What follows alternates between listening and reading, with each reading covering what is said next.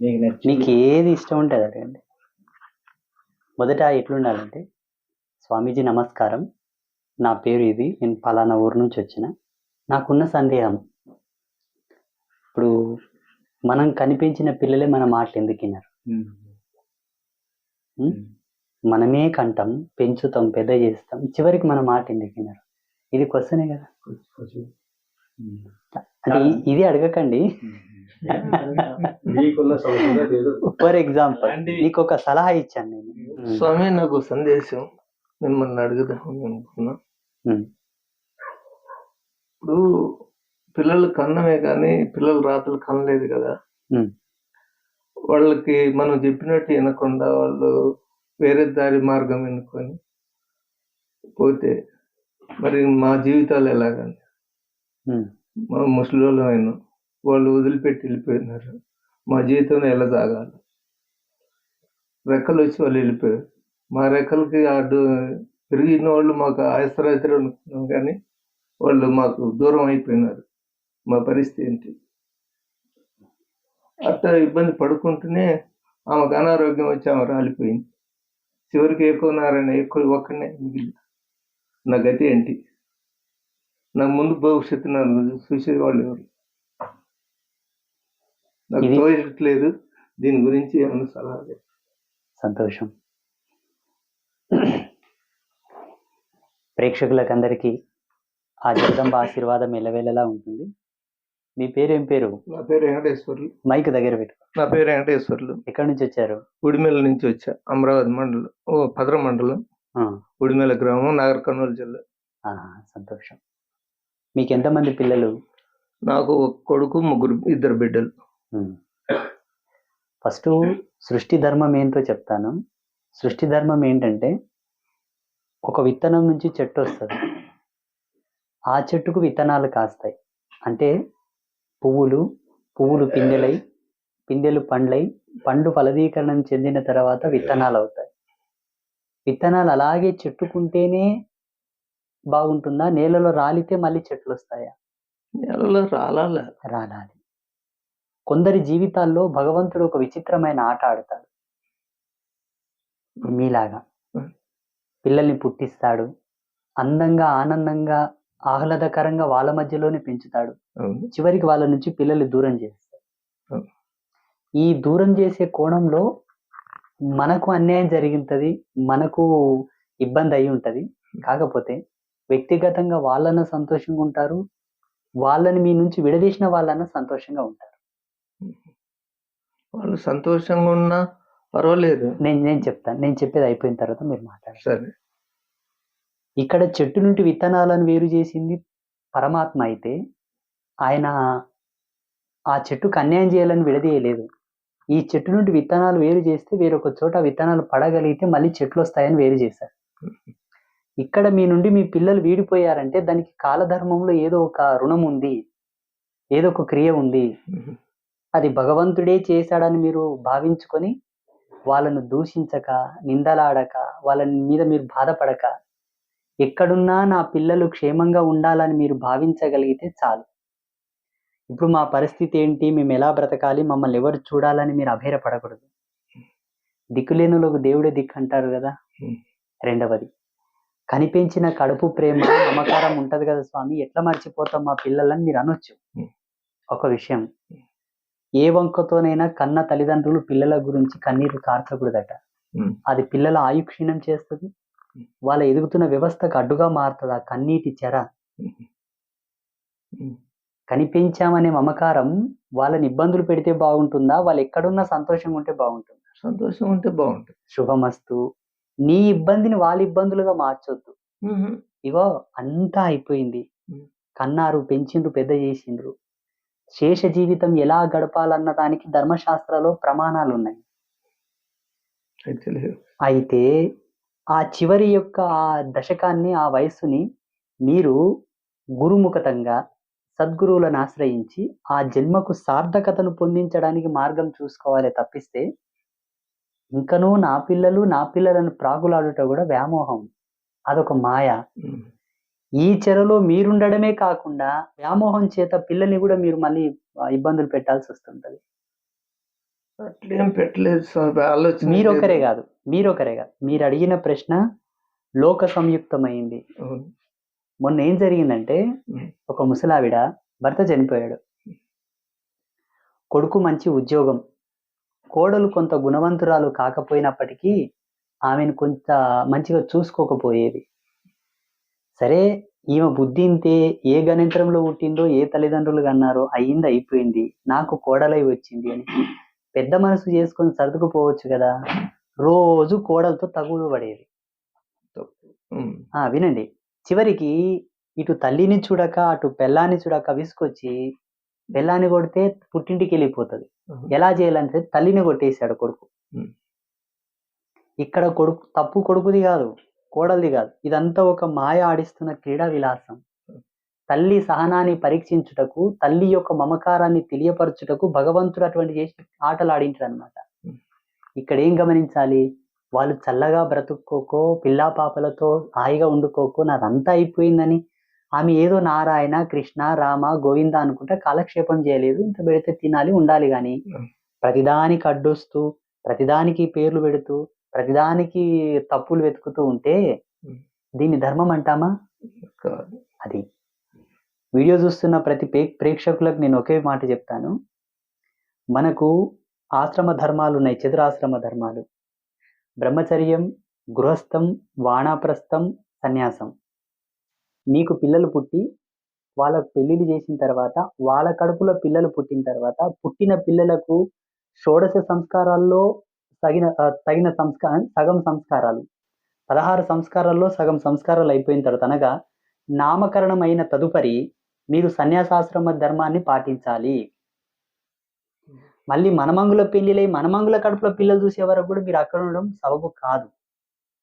ఒకవేళ వాళ్ళు గుణవంతులై మీ యందు ప్రేమను, అనురక్తిని, భక్తిని, మమకారాన్ని కలగలిపి మిమ్మల్ని చూసుకునే బుద్ధిమంతులై, త్యాగశీలులై, ధర్మమూర్తులై, సంపదలతో తులతూగుతూ మీకు 4 ముద్దలు కమ్మగా పెట్టేవాళ్ళై, అంత హోదాలో వాళ్ళు ఉండి చూసుకునే ఓర్పు, నేర్పరి ఉంటే చల్లగా వాళ్ళతోనే కాలం గడపండి. అది శ్రేష్ఠ గృహస్థ ధర్మానికి ఒక మూలం. ఎవరైనా మిమ్మల్ని చూసుకోవట్లేదు, మీకు సరి అయిన ప్రేమను పంచట్లేదు, మీ ఆలన పాలన చూడట్లేదంటే దయచేసి వాళ్ళ నుంచి దూరం అయిపోవడం బెటర్. లేనిపోని గొడవలు వద్దు. వాళ్ళు చల్లగా ఉండడమే మీకు కావాల్సింది. ఆశ్రమ ధర్మంలో మీ అంతకు మీరు సన్యాసాశ్రమ దీక్షలో ఉండి వానప్రస్థులై వెళ్ళడం కూడా ధర్మం కాదు. అది గురువు చెంతకు వచ్చి గురువు ఆజ్ఞ మేరకు మీరు వెళ్ళాలి తప్పిస్తే స్వతంత్రంగా ఏ ఆశ్రమ ధర్మాన్ని స్వీకరించడానికి అర్హత లేదు. పెద్దలు ఒక మాట అంటారు, స్వతంత్రంగా సంసారి గారాదంట, స్వతంత్రంగా సన్యాసి గారాదట. అంటే అర్థం ఏంటంటే, ఇండిపెండెంట్ గా ఇప్పుడు ఏదో వయసు వచ్చిందని ఒక అందమైన అమ్మాయిని చూసి లేపుకపోయి పెళ్లి చేసుకుంటుంటారు. అది స్వతంత్ర వివాహం అవుతుంది. దానికి ధర్మశాస్త్రాల్లో ప్రాధాన్యం లేదు, దాని వివాహంగా పరిగణించబడదు. వాళ్ళు దంపతులుగా కూడా ధర్మం ఒప్పుకోదు. కులంకి కుడిపోయినోడు గృహస్థుడు కాడట, గోత్రంకి ఇడమియనోడు గృహస్థుడు కాడట. 5 మంది పండితుల సమక్షంలో, 5 మంది ఉత్తీర్ణులైనటువంటి పీఠాధిపతుల సమక్షంలో సన్యాస ధర్మం తీసుకోవాలట. ఇది సన్యాసం, అది సంసారం. అర్థమవుతుందా? అందుకే వృద్ధాప్యాన్ని భగవన్నామ స్మరణతో పావనం చేసుకోవాలి. ఆ సంసార తగువులాటలో ఇంకయూ మీరు ఆ మాయలో పడి మీరు పాపులై పిల్లలకు పాపాన్ని ముడిగట్టడానికి హాస్యం చేయకూడదు. అట్లా ఆలోచన ఏం లేదు, కానీ వాళ్ళు సంతోషంగా బతికి బాగుంటే చాలు. కానీ మళ్ళీ మనకు వదిలిపెట్టిపోయిన వాళ్ళు మళ్ళీ వచ్చి మీ ఆస్తులు ఏం సంపాదించినావు అని లాక్కొని వెళ్ళి వీళ్ళకి ఆధారం లేకుండా ఉన్న ఎకరం భూమి 2 ఎకరాలు ఉన్న అది అమ్ముకొని పోయి వీడు అదోగతి ఈడేం తిని బతకాలి, ఏ ఆధారం చేసుకొని బతకాలి, తండ్రి అని నీకు నా ఇది లేకుండా తీసుకొని వెళ్ళిపోతే అప్పుడు తండ్రి పరిస్థితి ఏంటి, ముసలోళ్ళ పరిస్థితి ఏంటి? అయితే ఇక్కడ తప్పు నీది కాదు, ఆయనది కాదు. కర్మశేషం అనేది ఒకటి ఉంటుంది ఈ ప్రపంచంలో. దానికి ఎరైపోతున్నారు నువ్వు, నీ కొడుకు. ఉదాహరణకి నీలాంటి తండ్రులు, నీ కొడుకు లాంటి కొడుకులు ప్రపంచం అంతా. ఈ కర్మను జ్ఞానవంతంగా, పరిజ్ఞానవంతంగా అర్థం చేసుకొని మెసలుకున్న వాళ్ళు పుణ్యాత్ములు. మెసులుకోలేని వాళ్ళ గురించి మనం ఏం చెప్పాల్సిన అవసరం లేదు. ఇక్కడ అందరూ గమనించాల్సిన విషయం ఏందంటే, ఆస్తి అది జానెడా, బారెడా, ఎకరమా, వందల ఎకరాల, లక్షల కోట్ల ఏవైనాను పర్వాలేదు. హ్మ్. ఆయన లాక్కొని వెళ్తున్నాడన్నప్పుడు స్వాగతంగా ఇవ్వాలి తప్పిస్తే తిరగబడకూడదు. హ్మ్. రెండవది, హ్మ్. ఈ తండ్రికేం పెట్టకుండా ఆ కొడుకు లాక్కెళ్తున్నాడు గదా! రేపు ఆ తండ్రి తండ్రి అవ్వబోతున్నాడు. ఆ తండ్రికి కొడుకు పుడతాడు. అప్పుడు ఆయన పరిస్థితి ఏంటో ఆ కొడుకు గమనించుకోగలగాలి. హ్మ్. ఈనాడు నీ కడుపున పుట్టి తాను కొడుకై, ఈ తండ్రి చేత ఆ కొడుకు ఆస్తి లాక్కొని తినాలని ఏదో చేస్తున్నాడు గదా! రేపు తాను గూడా తండ్రి అవుతాడు. తన కడుపులో పిల్లలు పుడతారు. ఈ తండ్రి పరిస్థితి తాను ఎలా చేస్తున్నాడో అంతకు 100 రెట్లు ఆ తండ్రికి ఆ కొడుకు గూడా చేయవలసిన అవసరం వస్తది. తాతకు బొచ్చిన బిడ్డ తలాపిండి ఉంటదండి. అది. ఈ సృష్టికొక నియమం ఉన్నది. హ్మ్. మనం ఏదైతే ఇస్తున్నామో దానికి వడ్డీతో సహా తీసుకోక తప్పదు. అది పాపమైన, పుణ్యమైన. హ్మ్. కదా! హ్మ్. అది. అందరూ సద్భక్తులందరూ ఒక విషయం గమనించండి. మీ పేరేమన్నారు? అదే వెంకటేశ్వరుడు. ఆ! ఆ! వెంకటేశ్వరుడు. వెంకటేశ్వర్లు గారు చెప్పినటువంటి అంశం తండ్రి, కొడుకులు ఎవరైతే ఉంటారో, తల్లిని చూడకుండా, తండ్రిని చూడకుండా వాళ్ళెవరైతే సుఖభోగాలకు అలవాటు పడి భార్య మాటలు విని, భార్య తరపు చుట్టాల మాటలు విని, భార్య తరపు చుట్టాల మాటలు విని, ఇరుగు పొరుగు వారి మాటలు విని, వాళ్ళనెవరైతే ఏమరపాటుగా విస్మరించి బ్రతుకుతుంటారో, బాగా గుర్తుంచుకోండి. ఈనాటి సూర్యోదయం, సూర్యాస్తమయంతో దినం అంతమైపోదు. మళ్ళీ సూర్యోదయం వస్తుంది, సూర్యాస్తమయం వస్తుంది. అలాగే ఆ తల్లిదండ్రులను వీడిన నీ ధర్మానికి మీరు తల్లిదండ్రులు అవుతారు. అప్పుడు మీ పిల్లలు మిమ్మల్ని ఎట్లా చూస్తారన్న దానికి కాలం లెక్కలు రాస్తది. ఆ లెక్కలకు వడ్డీలేస్తది. చక్ర వడ్డీలు గూడా ఏస్తది. అనుభవించడానికి రెడీగా ఉండండి. సంతోషమా? సంతోషం. శుభం. ఇంకెవరు అడుగుతారు? గురుగారు ఆత్మ ప్రణామాలు. నా పేరు అంజిరెడ్డి. మీర్పేట నుంచి వచ్చాను, హైదరాబాదు. నాకు పుట్టినప్పుడు కానించి ఇప్పటి వరకు అన్నీ ఉన్నాయి. ఏది లేదు అనే సమస్య లేదు. జేబులో డబ్బులు లేకపోయినా కొన్ని చోట్లకి వెళ్ళగలుగుతున్నాను. హ్మ్. ఇప్పుడు ఈరోజు ఇక్కడికి రాగలిగేది కూడా. అయితే అన్నీ ఉండి అల్లుడి నోట్లో శని అన్నట్టు హ్మ్. కొన్ని మన పనులు మనకు అనుకున్న పనులు కాకపోతున్నాయి. అవును. అసలు అంటే ఆ సమయానికి కాలేకపోతున్నాయి. కొన్నేమో దైవ సంకల్పంగా జరుగుతుంది. ఇది మనం ఎలా అర్థం చేసుకోవాలి? ఆ! దీనికి మార్గం ఏమైనా ఉందా? హ్మ్. ప్రతి విషయంలో మనము పరివర్తనాన్ని గురించి యోచించాలి. పరివర్తనం అనగా ఒక విషయ సూచికను 10 విధములుగా ఆలోచించాలి. అంటే దీపం వెలగాలంటే నూనె అయిపోక తప్పదు. నూనె అయిపోంగానే సరిపోదు. వత్తి కాలిపోతది. ఇవి 2 అయిపోంగానే సరిపోలే. టైం గూడా అయిపోతది. ఓ 10 నిమిషాలో, 15 నిమిషాలో 3 పోతున్నాయిగా. 3 పోతేనే దీపం వెలుగుతుంది. ఈ 3 గాదు. వాటిని వెలిగించడానికి వాడినటువంటి ఇంధనం గూడా పోతది. అగ్గిపుల్లనో, లైటరో లేకపోతే ఇంకేదో. ఇన్ని పోగా జ్యోతి వెలుగుతూ ఆ ప్రదేశానికి వెలుగునిస్తుంది. అవునా? మీరనుకున్నటువంటి కార్యధర్మం ఏదైతే ఉన్నదో, ఆ పని, ఆ వృత్తి నైపుణ్యం, దాని తాలూకు సంబంధించినటువంటి ధర్మ సూక్ష్మములు, వ్యవహార విధానానికి సంబంధించినటువంటి మూలాలు, అవి నీకు అనువర్తనమై, నీకు పరివర్తనానికి పనికి వచ్చేదై ఉండి, నీ కుటుంబ ధర్మానికి నీకు ఏ కీడు తలంపని కానివటువంటివైతే ఉంటేనే, భగవంతుడు దాన్ని యాక్సెప్ట్ చేసి నీకు సకాలంలో అందిస్తాడు. ఒకవేళ నువ్వు తలంచినటువంటి కార్యం వలన నీకు ఏదైనా ఇబ్బంది ఉన్నా, నీ కుటుంబానికి ఏదైనా పాతకం తగులుతూ ఉన్నా, ఆ సమయానికి, ఆ సమయానికి, ఆ సమయానికి నీ ఇంటికి ₹1,00,00,000 వస్తే, ఆ ₹1,00,00,000 వెనుక నీకేదైనా పాతకం తగిలి ఏదైనా దోషం వచ్చేదుండి, తత్కారణంగా నీ కుటుంబంలో ఏమైనా అనర్థం జరిగేదున్నా, ఆ పని కోటి తపస్సులు చేసినా కానియ్యడు. భగవంతుడు మనకన్నా కోటి రెట్లు స్మార్ట్. అవును. వెంట్రుకను 1000 భాగాలు చేస్తే ఎంత సూక్ష్మమో అంత సూక్ష్మంలో కూడా ఏమరపాటు కానియ్యడు. అందుకే ఆయన పరమాత్మ అయినాడు. మనం అనుకుంటామండి, ఈరోజు నాకు ఉద్యోగం రావాలనుకుంటాం. ఈరోజు ఈ ల్యాండ్ డీలింగ్ కోసం పోతున్నాను సక్సెస్ కావాలనుకుంటాం. ఈరోజు నేను బంగారు కొనాలనుకుంటాం. ఈరోజు ఎలాగైనా నేను కోరుకున్నటువంటి ఒక మనిషినో, ఒక వ్యక్తినో, ఒక మహిళనో ఎవరినో కలవాలనుకుంటుంటాం. కానీ కోరడమే నీ ధర్మం. దాన్ని ఎలా, ఏ సమయంలో, ఏ విధంగా ఇవ్వాలన్న దానికి పరమాత్మనే సర్వసాక్షి. అందులో నీ మేలుంటుంది. తాత్కాలికమైన సుఖాలకు అలవాటు పడ్డ జన్మ, ఉప్పు కారం తిన్న ఈ శరీరము కలతపడతది. పని కాలేదు, పని కాలేదు, పని కాలేదని. నేనొక ఉదాహరణ చెప్తానండి. శూర్పణఖ రావణాసురునితోనికి పోతది. అవును. జగదేక సుందరి, అతిలోక సుందరి. ఈ త్రిభువనాలలో ఆమెని మించిన అందెగత్త లేదు. తేగలిగితే ఆమెను తీసుకురా అనగానే రావణుడు వెళ్ళలే. దానికొక పన్నాగం సృష్టించి, ఒక క్రీడా విలాసంతో ఒక మాయా నాటకం ఆడి, సత్పురుషుడైనటువంటి భగవత్ స్వరూపుడైన రాముని మభ్యపెట్టి, సీతామాతని ఎరగా తీసుకొని తెచ్చి తన సామ్రాజ్యంలో పెట్టుకున్నాడు. తెచ్చుకోగానే ఆమెనేం చేయలే. సమయం కోసం వేచి ఉంచాడు. ధర్మానికి కట్టుబడ్డాడు. అక్కడున్నటువంటి మూలాన్ని అతిక్రమించలేదు. అది విఘ్నుల లక్షణం. రావణుడు ఎంత మూర్ఖుడైనా, ఎంత పాపి అయినా, ఎంత మోహి అయినా, ఎంత కామి అయినా ధర్మాన్ని తప్పలే. అట్లా. మీరడిగినటువంటి ప్రశ్నకు సూటి సమాధానం ఏంటంటే, విత్తు నాటగానే వృక్షం కాదు. వృక్షం అవ్వగానే పుష్పించదు. పుష్పించగానే ఫలము కాదు.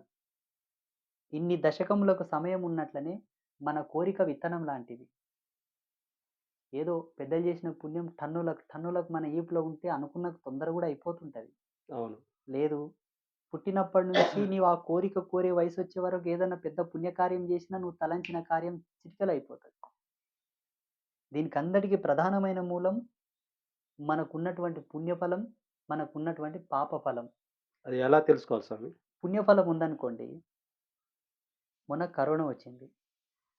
భయంకరమైనటువంటి వైరస్ అది. ఆ వైరస్ బారిన పడి కూడా తిరిగొచ్చిన వాడు పుణ్యాత్ముడు. Single title. ఆ వైరస్ సోకగానే కాలగర్భంలో కలిసిన వాళ్లకు పుణ్యం లేదు అని వెరీ క్లియర్ టైటిల్. పెద్దలేమంటారంటే, ఈపున ఎనికెంత పుణ్యం ఉన్నా యముని దర్బార్ కాడికి పోయి తలుపు కొట్టి ఎనికికి రావచ్చట. హుహు. ఇది నిరూపణ అయింది. అవును. అది. రెండవది, ఒక రోడ్ మీద నీ అంతకు నువ్వు వెళ్తూ ఉంటావు. నీవు మంచిగానే వెళ్తుంటావు. అవతలోడు రాంగ్ వేలో వచ్చి నిన్ను గుద్దినా కూడా నీ బండి తునాతునకలైపోయింటే నీకు వెంట్రుకంతా కూడా గాయం కాదు చూసావా, అది పుణ్యం. మూడవది, నీవు కాలకృత్యాలు తీర్చుకోవడానికి పొలం గట్టుకు వెళ్ళి ఉంటావు. లేదో దారి గుండా వస్తూ ఉంటావు.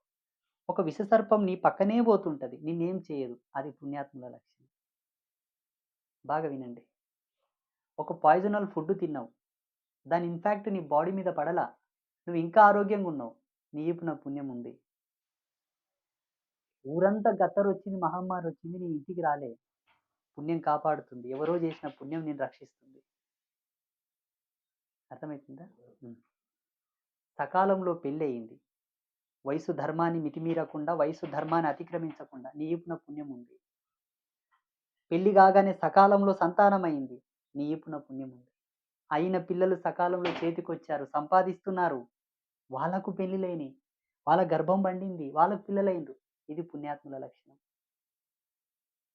ఇవన్నీ కూడా ధర్మాన్ని భగవంతుడు పన్నంగా పెట్టి అనుభవించు నాయనా అని నీకు ప్రసాదించినటువంటి సోపాన మార్గములు. ఏ మానవుడైతే ధర్మాన్ని తప్పుతాడో, ధర్మాన్ని అతిక్రమిస్తాడో, కుటుంబాల్లో చాలా విద్వేషాలు, విభేదాలు చూడాల్సి వస్తుంది. ఈరోజు మన పీఠానికి నాకు పెళ్లి కాలేదని చాలామంది వస్తారు. పిల్లలు కాలేదని చాలామంది వస్తారు.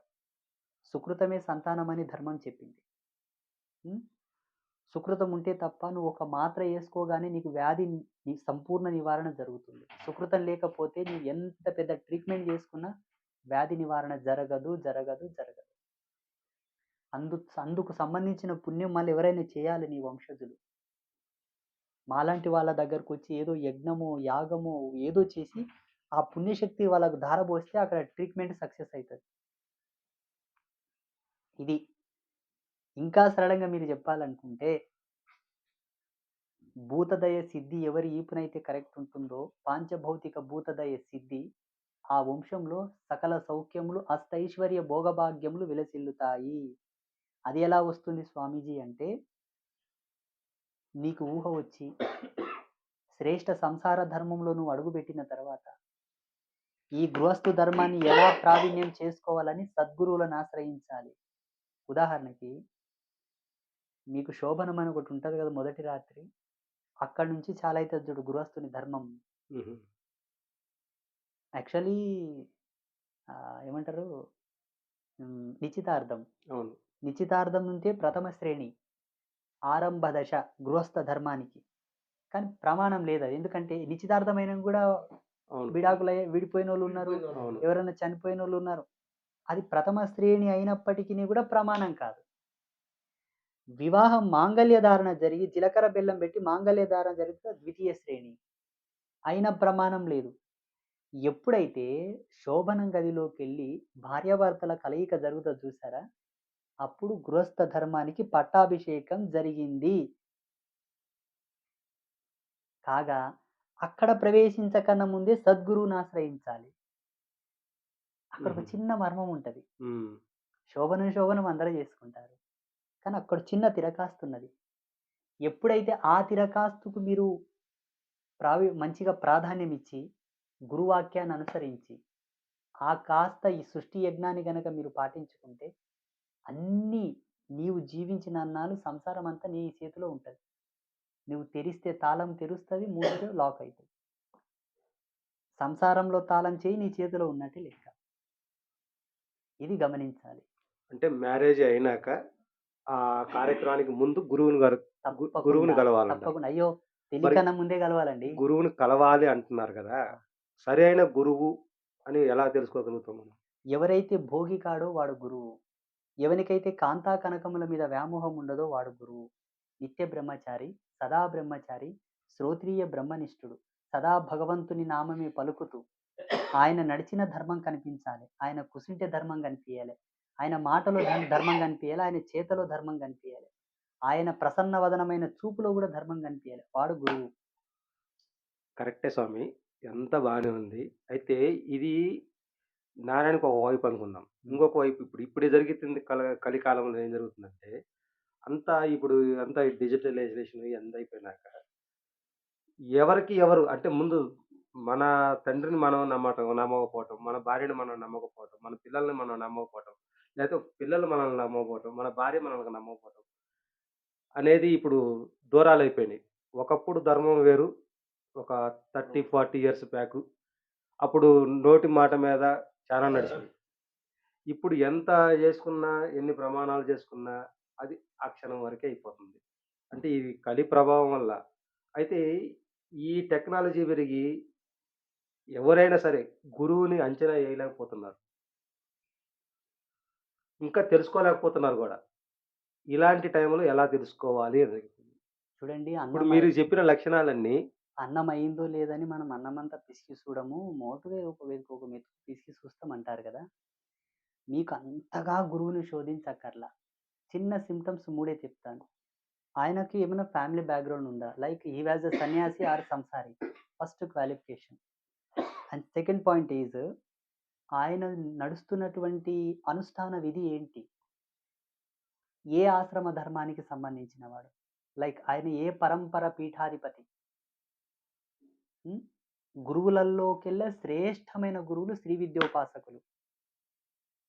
తన తనువును, తన సర్వస్వాన్ని అమ్మవారికి అర్పణం చేసినటువంటి దాసానదాసులు ఎవరైతే ఉంటారో, వాళ్ళలో ఎటువంటి భేదాన్ని చూడకుండా వాళ్ళకి శరణాగతి చేయాలంతే. శ్రీ విద్యోపాసకులు సర్వశ్రేష్ఠులు. కోటి గురువులతో సమానం ఒక్క శ్రీ విద్యోపాసకుడు. కోటి గురువులతో సమానం. లక్ష సన్యాసులతో సమానం. శతకోటి పీఠాధిపతులతో సమానం ఒక్క శ్రీ విద్యోపాసకుడు. ఎందుకంటే త్రిమూర్తులే శ్రీ విద్య సాధన చేశారు గదా! ఆళ్ళకన్నా గొప్పోళ్ళు ఉంటారా చెప్పండి? గొప్పోళ్ళు ఉండరు.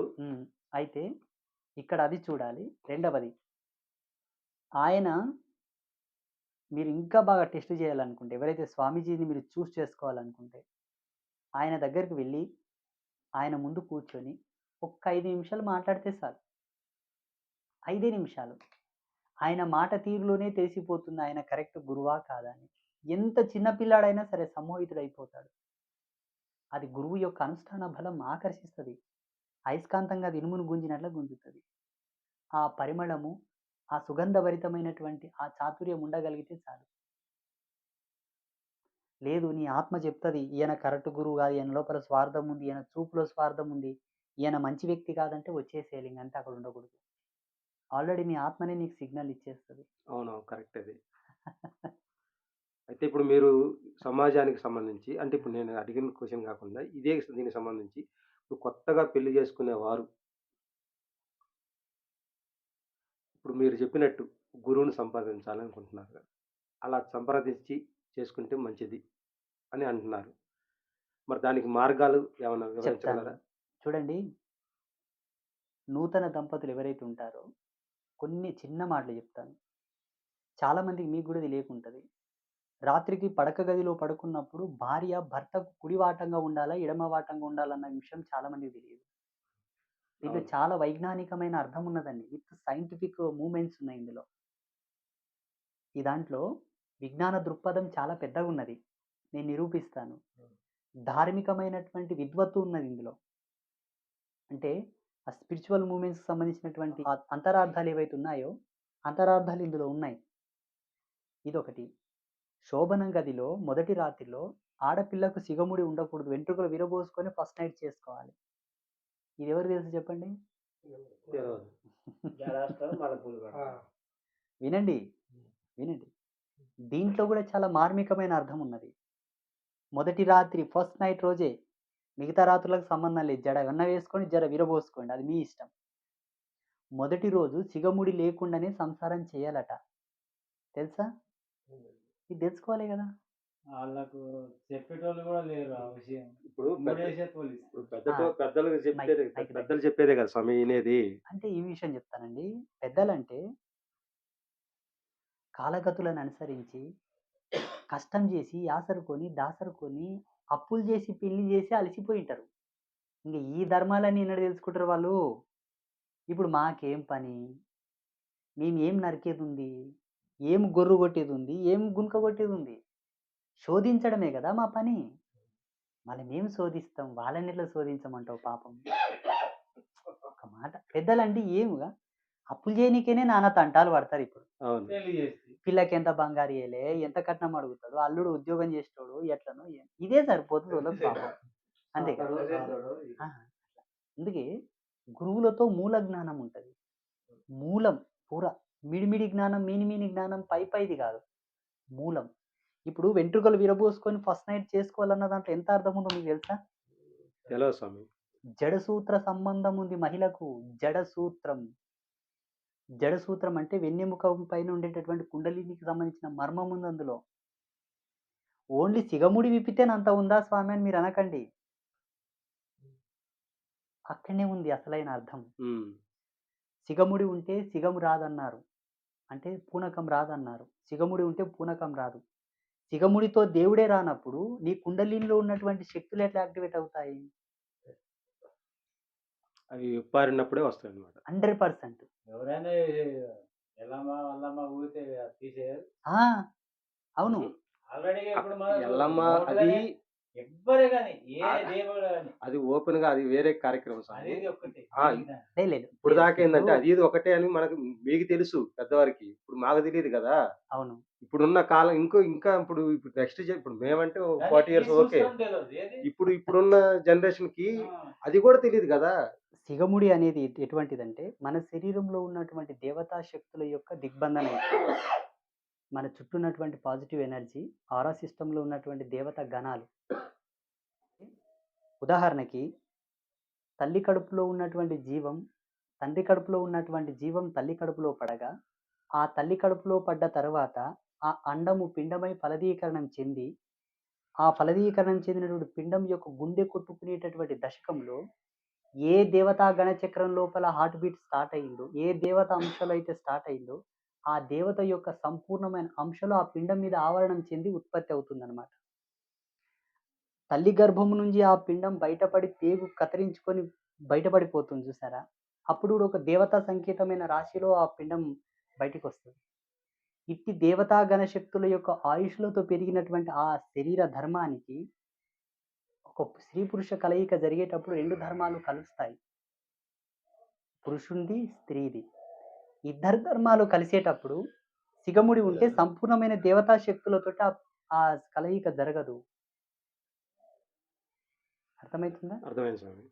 అలా సిగముడి వేసుకొని సంభోగంలో ఎవరైతే పాల్గొంటారో శోభన సమయంలో ఫస్ట్ నైట్ ఓన్లీ.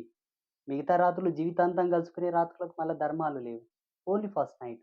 అంటే ఆ గోత్రంలో పుట్టినటువంటి మహిళ ఈ గోత్రంలోకొచ్చి పంచభూతాల సాక్షిగా, 10 మంది పెద్దల సాక్షిగా, అగ్నికార్యం సాక్షిగా, వేద మంత్రాల సాక్షిగా సుముహూర్తంతో బాసింగ ధారణ, జీలకర్ర బెల్లం పెట్టించుకొని ఒక ప్రతిష్టాపూర్వకమైనటువంటి తంతుతో వివాహ ధర్మంలోకొచ్చిన తర్వాత 2 శరీరముల యొక్క కలయిక జరిగేటటువంటి ఆ సుదినమున అనేకమైన దేవతా శక్తుల యొక్క అఖండ ఆయుష్లు అక్కడ జరుగుతుంటాయి.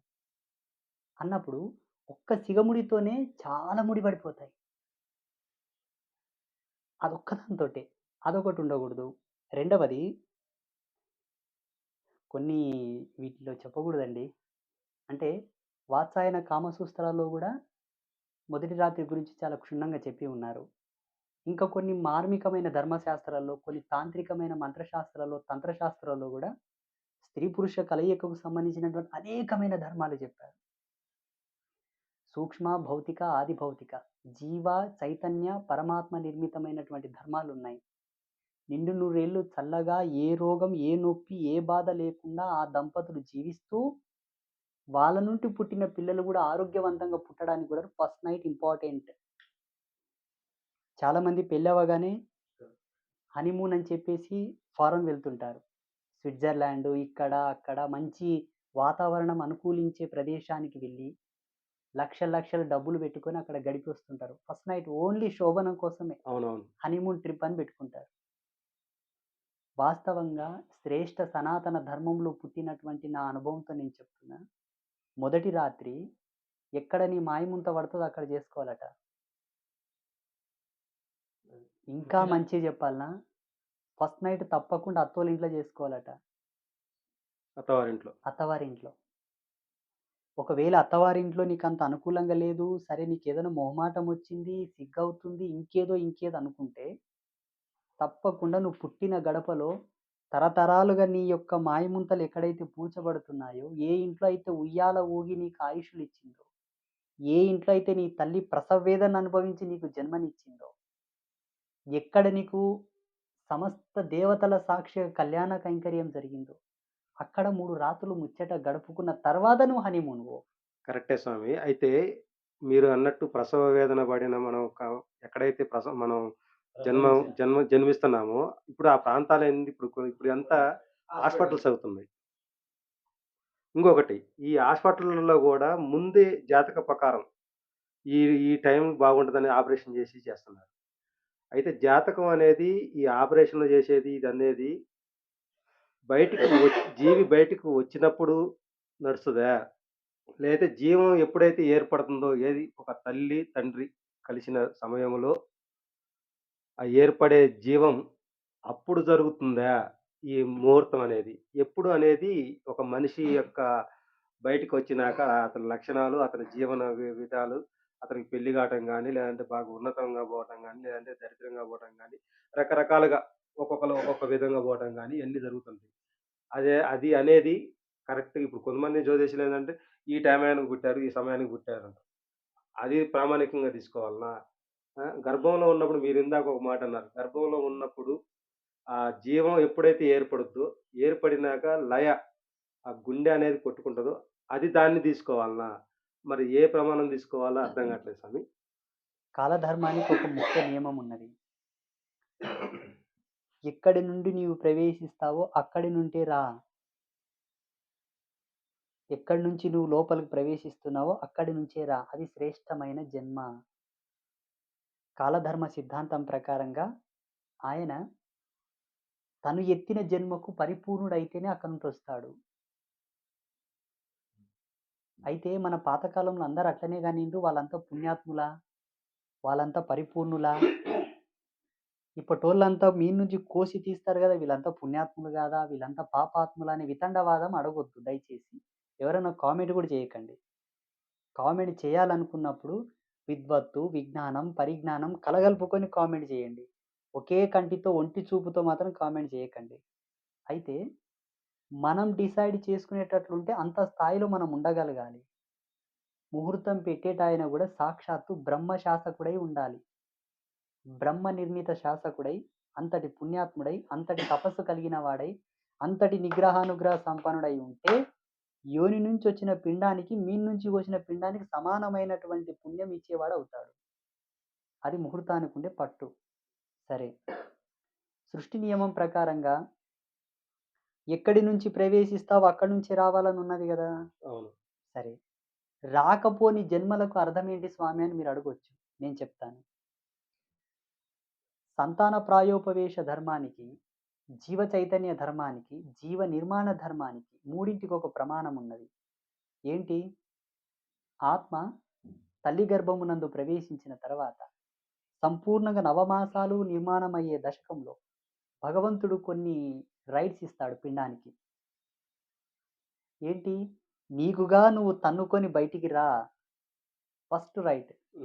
సెకండ్ రైట్, బయట పడగానే కర్రుమని ఏడువు, మూడవ రైటు, పడగానే తల్లిపాలు కొరుగు వెతుకులాడు. ఇవి పుణ్యాత్ముల లక్షణాలు. ఇప్పుడు వాడు తన్నుకొని రాకముందే కోసి తీస్తున్నావు. ఇప్పుడు ఎవరు పాపం అనాలి, ఎవరు పాపులు అనాలి? వాడు ఏడవపోయినా కొట్టి ఏడిపిస్తున్నారు. వాడు తాకపోయినా బలవంతంగా తాపిస్తున్నారు. అంటే ఇదంతా కూడా మన అజ్ఞానానికి హేతువు. మన అజ్ఞానం. ఇంకొక విషయం చెప్తాను. మానవుడు విజ్ఞానం వైపు వెళ్తున్నాడు, ఆధునికత వైపు వెళ్తున్నాడు, మారిండు, చాలా డెవలప్ అయిండు. టెక్నాలజీ అనే మహమ్మారిలో వెలుగుతున్నాం కదా. మహమ్మారి కాదు, మాయ, అజ్ఞానం, అంధకారం, అవివేకం, చవటతనం, చేతగానితనం. మనం దేనికి పనికిరాని సన్నాసుల్లాగా తయారవుతున్నాం. సన్యాసి కాదు, సన్యాసి వేరు, సన్నాసి వేరు. గాడిది కన్నా 1000 రెట్లు హీనమైన వాడు సన్నాసి, భగవంతుని కన్నా 1,000,000 రెట్లు శ్రేష్ఠుడు సన్యాసి. వ్యత్యాసం. భగవంతుని కన్నా, గుర్తుంచుకోండి, ఎందుకంటే భగవంతుడు సన్యాసి కాడు, సంసారి.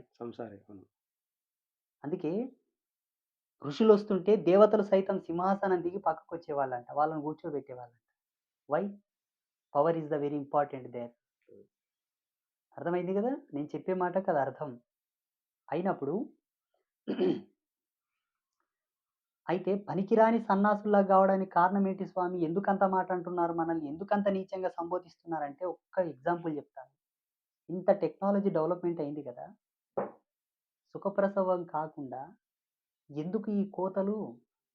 పోని కోసుకొని తీయండి. 2 కాడికి కోస్తారంట, 3వ కాడికి కోయరంట. మనం 3వ కాడికి కోసినా 4వది పనికి రాదంట. ఆనాడు 9 మందిని 10 మందిని ఈజీగా అన్నారు కదా. ఏ టెక్నాలజీ లేనప్పుడే ఒకరిద్దరిని కాదు 9-10 మందిని కన్నారు. మా తల్లిదండ్రులకు మేము 7గురు సంతానం. పోనీ కాలం మారింది స్వామి, ఇట్లా ఉన్నారంటే ఎట్లా? మారిన కాలం ఇంకా డెవలప్ ఎక్కువ కావాలి కదా. సరే, కుక్కలు, పందులు, గాడిదలు కూడా కంటున్నాయి కదా. దాంట్ల కన్నా హీనమా మన జన్మలు? ఇంకెక్కడ నువ్వు అభివృద్ధి చెందినట్టు? పోనీ ఏదో ఒక క్రీడా విలాసకంగా ఆటలాడుకుంటూ కనవలసిన పిల్లల కొరకు దేవుళ్ళకు పూజలు చేయలే, మందులు మింగలే, మంత్రతంత్రాలు మింగలే, ఈ రకరకాలుగా యాతన. ఆటపాటల చేత కనవలసిన పిల్లల్ని ఇన్ని యాతనలతో కనవలసిన దుర్గతి ఎందుకు వచ్చింది? టెక్నాలజీ డెవలప్మెంట్ అయింది కదా. మనం అనుకుంటున్నాం మనం అభివృద్ధి చెందామని, కానీ చాలా అజ్ఞానంలో బ్రతుకుతున్నాం. ఎప్పుడైతే కోతతో నువ్వు పుట్టిస్తున్నావో అప్పుడే నువ్వు వెనకబడ్డట్టు. ఎప్పుడైతే కోసి పిల్లల్ని తీస్తున్నావో నువ్వు వెనకబడుతున్నట్టు, పతనం వైపు వెళ్తున్నట్టు. సృష్టి నియమాన్ని ఎప్పుడైతే సక్రమంగా పాటించినో అప్పుడు నువ్వు అభివృద్ధిలో ఉన్నట్టు లెక్క. అర్థమవుతుందా? శుభం. స్వామి, నా పేరు శ్రీనివాసు. నేను హైదరాబాద్ నుంచి వచ్చాను. అసలు జన్మ అనేది ఉన్నదా లేదా? అవునా, సంతోషం. మీ పేరేమన్నారు? శ్రీనివాస్. నా పేరు. హైదరాబాద్ నుంచి వచ్చారా? పూర్వజన్మ లేదు అనడానికి నీతో నా ఆధారం ఏంటి? లేదు. అదే పూర్వజన్మ ఉంది, 100% ఉంది, శతకోటి శాతం ఉంది, సహస్రకోటి అనంతకోటి శాతం పూర్వజన్మ ఉన్నది. నేను దాన్ని నిరూపిస్తాను. అసలు ఉందా లేదా అని మీకు ఎందుకు సందేహం వచ్చింది? అంటే లేదని చెప్పి చాలా మంది వితండవాదం చేస్తుంటారు కదా. పూర్వజన్మకు 3 ప్రమాణాలు ఉన్నాయి. ప్రథమ ప్రమాణం ఏంటంటే ఆత్మ. నువ్వు ఉన్నావంటే పూర్వజన్మ ఉన్నట్టే లెక్క. నువ్వు ఉన్నావా లేదా? ఉన్నావు కదా. ఇంతకుముందు నీ జన్మ నీ తండ్రి నీ తల్లి కడుపులోకి వచ్చి నీలాగా బయటికి వచ్చిండు. ఇది ద్వితీయ జన్మ. తృతీయ జన్మ అంటే ఏంటో తెలుసా? నీ సౌల్ పర్పస్ ఇంతకుముందు ఎక్కడుండే, ఇప్పుడు ఇలా రూపం దాల్చుకొని వచ్చింది. రెండవది అయింది కదా. మూడవది, ఆ సౌల్ ఈ తండ్రి ఆకారంతో నీ తల్లి కడుపులో ప్రవేశించి ఇట్లా వచ్చింది కదా. ఇది గతించిన తర్వాత మళ్ళీ నీ నుంచి వచ్చినటువంటి నీ కొడుకు ఉంటాడు చూసావా, అది మూడవ జన్మ. ఈయన జన్మలు అయిపోయాయి కదా. ఒక అండము నీ గర్భం నుంచి రిలీజ్ అయ్యి నీ భార్య కడుపులో పడి నీ కొడుకులాగా బయటకు వస్తాడు. నువ్వేమో నీ తండ్రి గర్భం నుంచి విడుదలై నీ తల్లి కడుపులో పడి నీలాగా బయటకు వస్తావు. ఇక్కడ ఎండాయే. ఈ రెండింటికన్నా మెయిన్ ఒక సౌల్ ఉంటుంది, ఒక ఆత్మ. ఆ ఆత్మ ఈ వెనుకటిలో ఎక్కడుండే అది ఎక్కడి నుంచి ఎక్కడొచ్చి పడింది, దాని పర్పస్ ఏంటి? ఈయనే 3 జన్మలాయ. ఇంతకంటే ఇంక ఎగ్జాంపుల్ కావాలా? ఒక విత్తనం నాటితే చెట్టు వస్తుంది, ఆ చెట్టుకు విత్తనాలు వస్తాయి, చెట్టు బతికే ఉంటుంది. ఆ విత్తనం వేరొక చోర నాటితే మళ్ళీ చెట్టు వస్తుంది. అవునా? విత్తనం మీద ఉన్నటువంటి పొట్టు ఉంటుంది చూసావా, ఆ పొట్టు నాటితే మళ్ళీ చెట్టు వస్తుందా? ఆ పొట్టు ఏమవుతుంది? ఆ తొక్క, ఈ బొందే తొక్క లాంటిది, ఇది కలిసిపోవాలి. అందులో ఉన్నటువంటి ఆత్మ ఉంది కదా, విత్తనం లాంటిది, జీవం. అది మరొక చోట నాటబడితే వచ్చినట్టే. ఇదే కదా పునర్జన్మ. అర్థం కాలేదా? మామిడి టెంక ఉందండి, మామిడి టెంకను మనం నేలలో నాటితే మీనిది ఉన్నటువంటి అది ఏదైతే తొక్క ఉందో అది పోతుంది. టెంక లోపల తెల్లటి గుజ్జు లాంటిది ఉంటుంది చూసారా, దాని మొలకగా బయటికి వస్తుంది. మామిడి టెంక లాంటిది ఈ దేహం. ఈ దేహం ఏదైతే ఉందో అది పోతుంది. అందులో ఆ టెంకలో ఉన్న తెల్లని గుజ్జు ఏదైతే ఉందో ఆ గుజ్జు మళ్ళీ ఒకరి గర్భమునందు నాటబడితే బయటికి వస్తుంది. అర్థమైందా? ఓకే అంటున్నావా? వేరుశెనక్కాయలు ఉన్నాయి కదండి, వేరుశెనక్కాయలు ఎలా ఉంటాయి? మీద పొట్టు ఉంటుంది, తొక్క, లోపల గుండ్లు ఉంటాయి, శనగగుండ్లు. ఆ శనగగుండ్లు పొలం నుంచి తీయగానే మళ్ళీ వేరొక చోట నాటితే రావండి, వాటిని ఎండబెట్టాలి. బాగా ఎండిన తర్వాత అందులో ఆమ్లగుణం పోయి, క్షారగుణం పోయి, ఆమ్లగుణం పోయి, తైలగుణం వచ్చిన తర్వాత వేరొక చోట నాటితే ఆ గుళ్ళు మొలకెత్తుతాయి. గుళ్ళపైన ఉన్నటువంటి పొట్టు ఏదైతే ఉంటుందో తొక్క, అదేమైపోతుంది?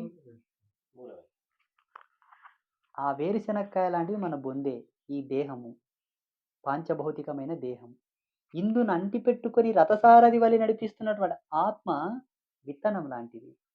వేరొక గర్భమునందు ప్రాయోపవేశం చేస్తే మరలా జన్మించును. ఇక్కడనే జరిగింది కదా.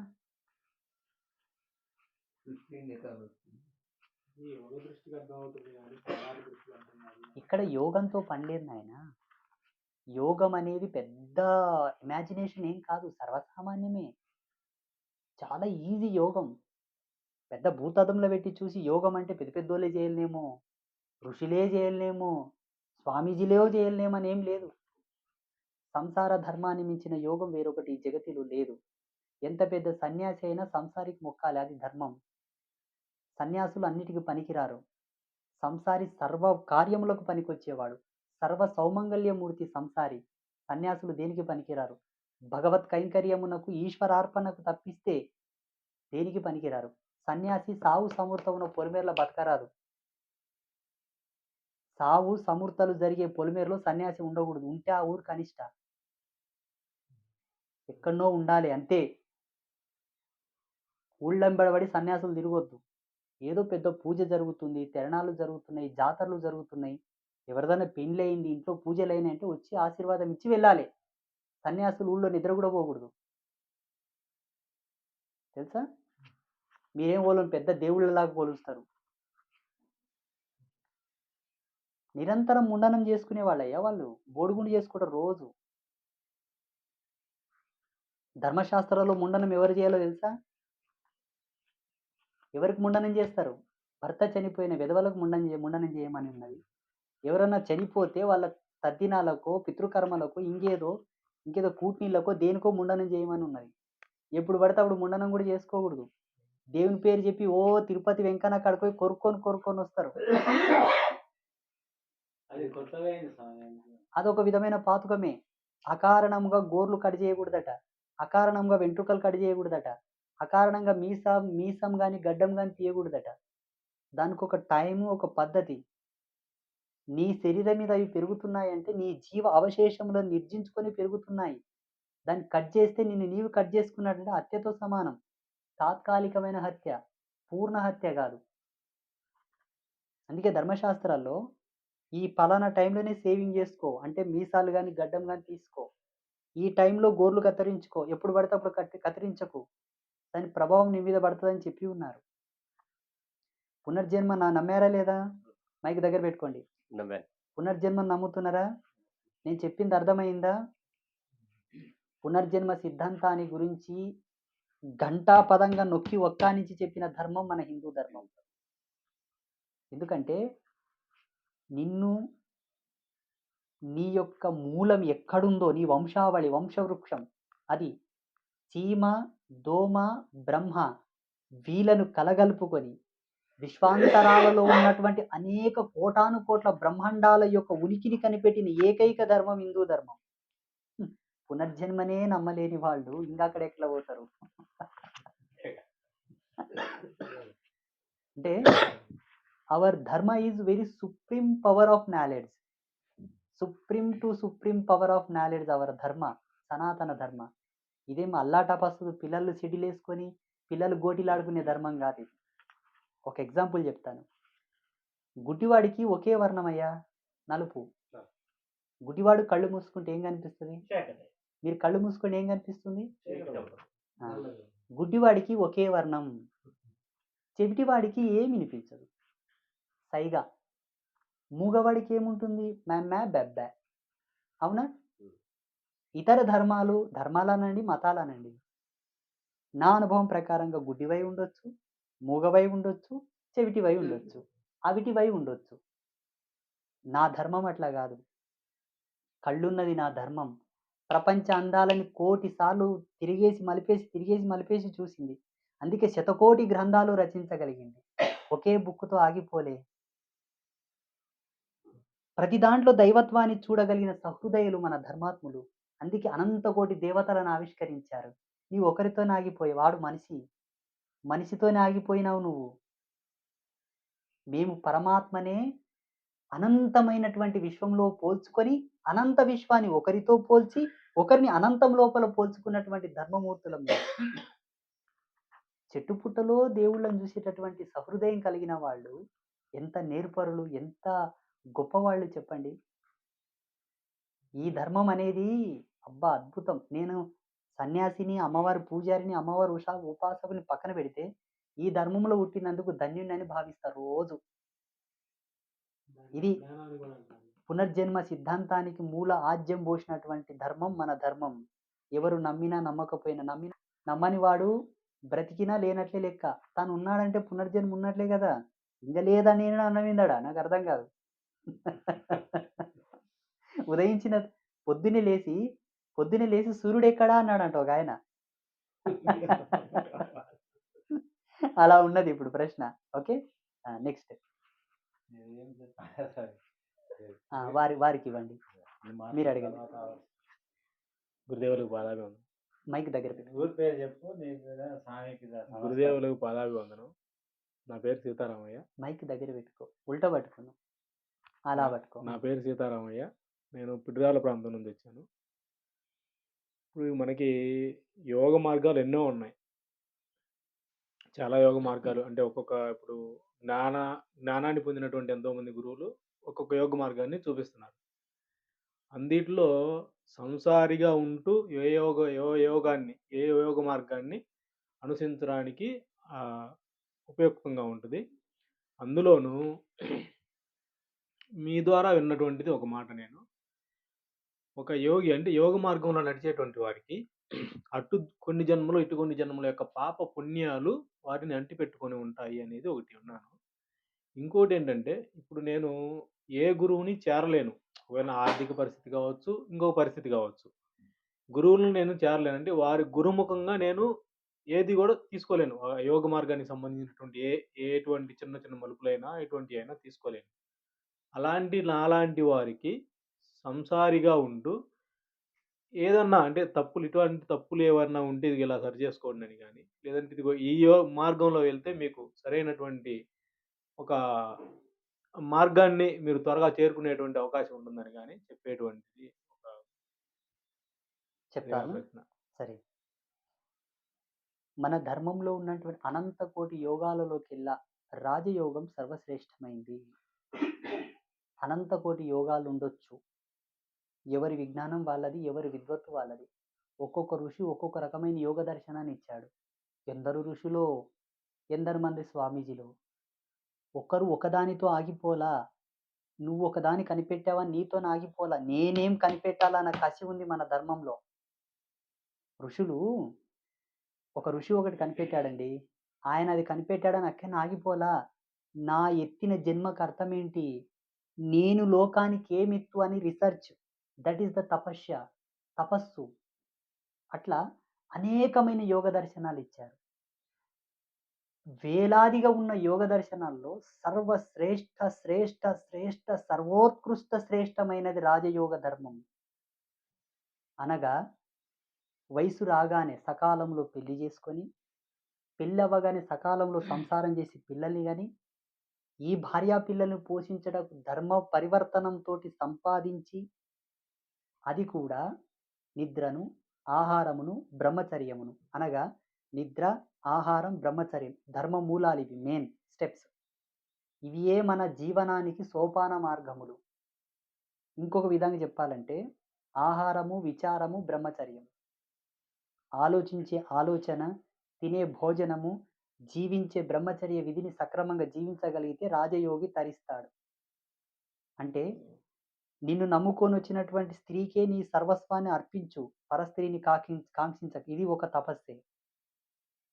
నువ్వు తినే భోజనం వలన చీమకు కూడా అపాయం తలపెట్టకుండా, చీమ ఉసురు కూడా పోసుకోకుండా నీ కడుపు నింపుకో. అది 2వ తపస్సు.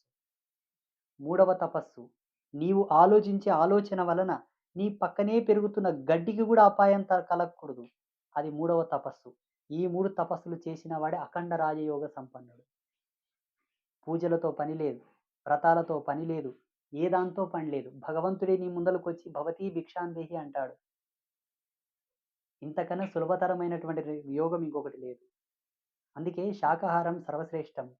మాంసం తిన్నామనుకోండి, ఆ మేక గొంతుని కరకర కోసి దాని రక్తమంతా చిమ్ముకుంటా పోయి అది సస్తేనే దాని మాంసం నీ కడుపులో పడుతుంది. దాని ఉసిరు ఎవరు మోయాలి? నువ్వెట్లా పుణ్యాత్ముడవైతావు? నీవెట్లా రాజయోగ పాత్రుడవైతావు? పాపివైతావు తప్పిస్తే పుణ్యాత్ముడు ఎట్లకేలైతావు? పాయ పతివాయ. 2వది, నిన్ను నమ్ముకొని వచ్చినటువంటి అర్ధాంగి సహధర్మచారిణి నీలో సగభాగమైనటువంటి స్త్రీని మరిచి, విడచి, ఏమరపాటు చేసి, ఆమెను పుట్టింటికి పంపించి, ఇంకొక కాంతతో నువ్వు సుఖ సంతోషాలు పొందుతావే, ఇంకెక్కడ నువ్వు పుణ్యాత్ముడవైతావు?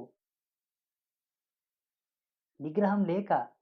అసలు పురుషుడికి వీర్యధర్మం ఉంటుంది, మీకు తెలుసా? ఏ పురుషుడు వీర్యధర్మం పాటించాడో వాడు ఎన్ని జన్మలైన ఉత్తముడు కాజాలడు. ఏ ధర్మం ఆయనను అంటదు, ఏ పుణ్యం ఆయనను అంటదు, ఆయన పాపి. అకారణంగా వీర్యస్ఖలనం చేసిన వానికి ఉత్తమ గతులు లేవు, పున్నామ నరకమే.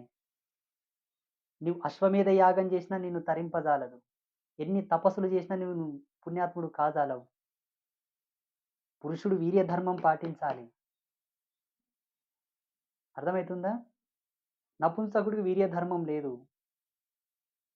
నపుంసకుడికి వీర్యధర్మం లేదు. శ్రేష్ఠ పురుష ధర్మంలో పుట్టిన వాడికి వీర్యధర్మం ఉన్నది. ఇవన్నీ గురుముఖతంగా తెలుసుకోవాలి కదా. అర్థమవుతుందా? సంసారం అనేది సర్వశ్రేష్టమైంది. అమృతం కన్నా 1,000,000 రెట్లు మంచిది.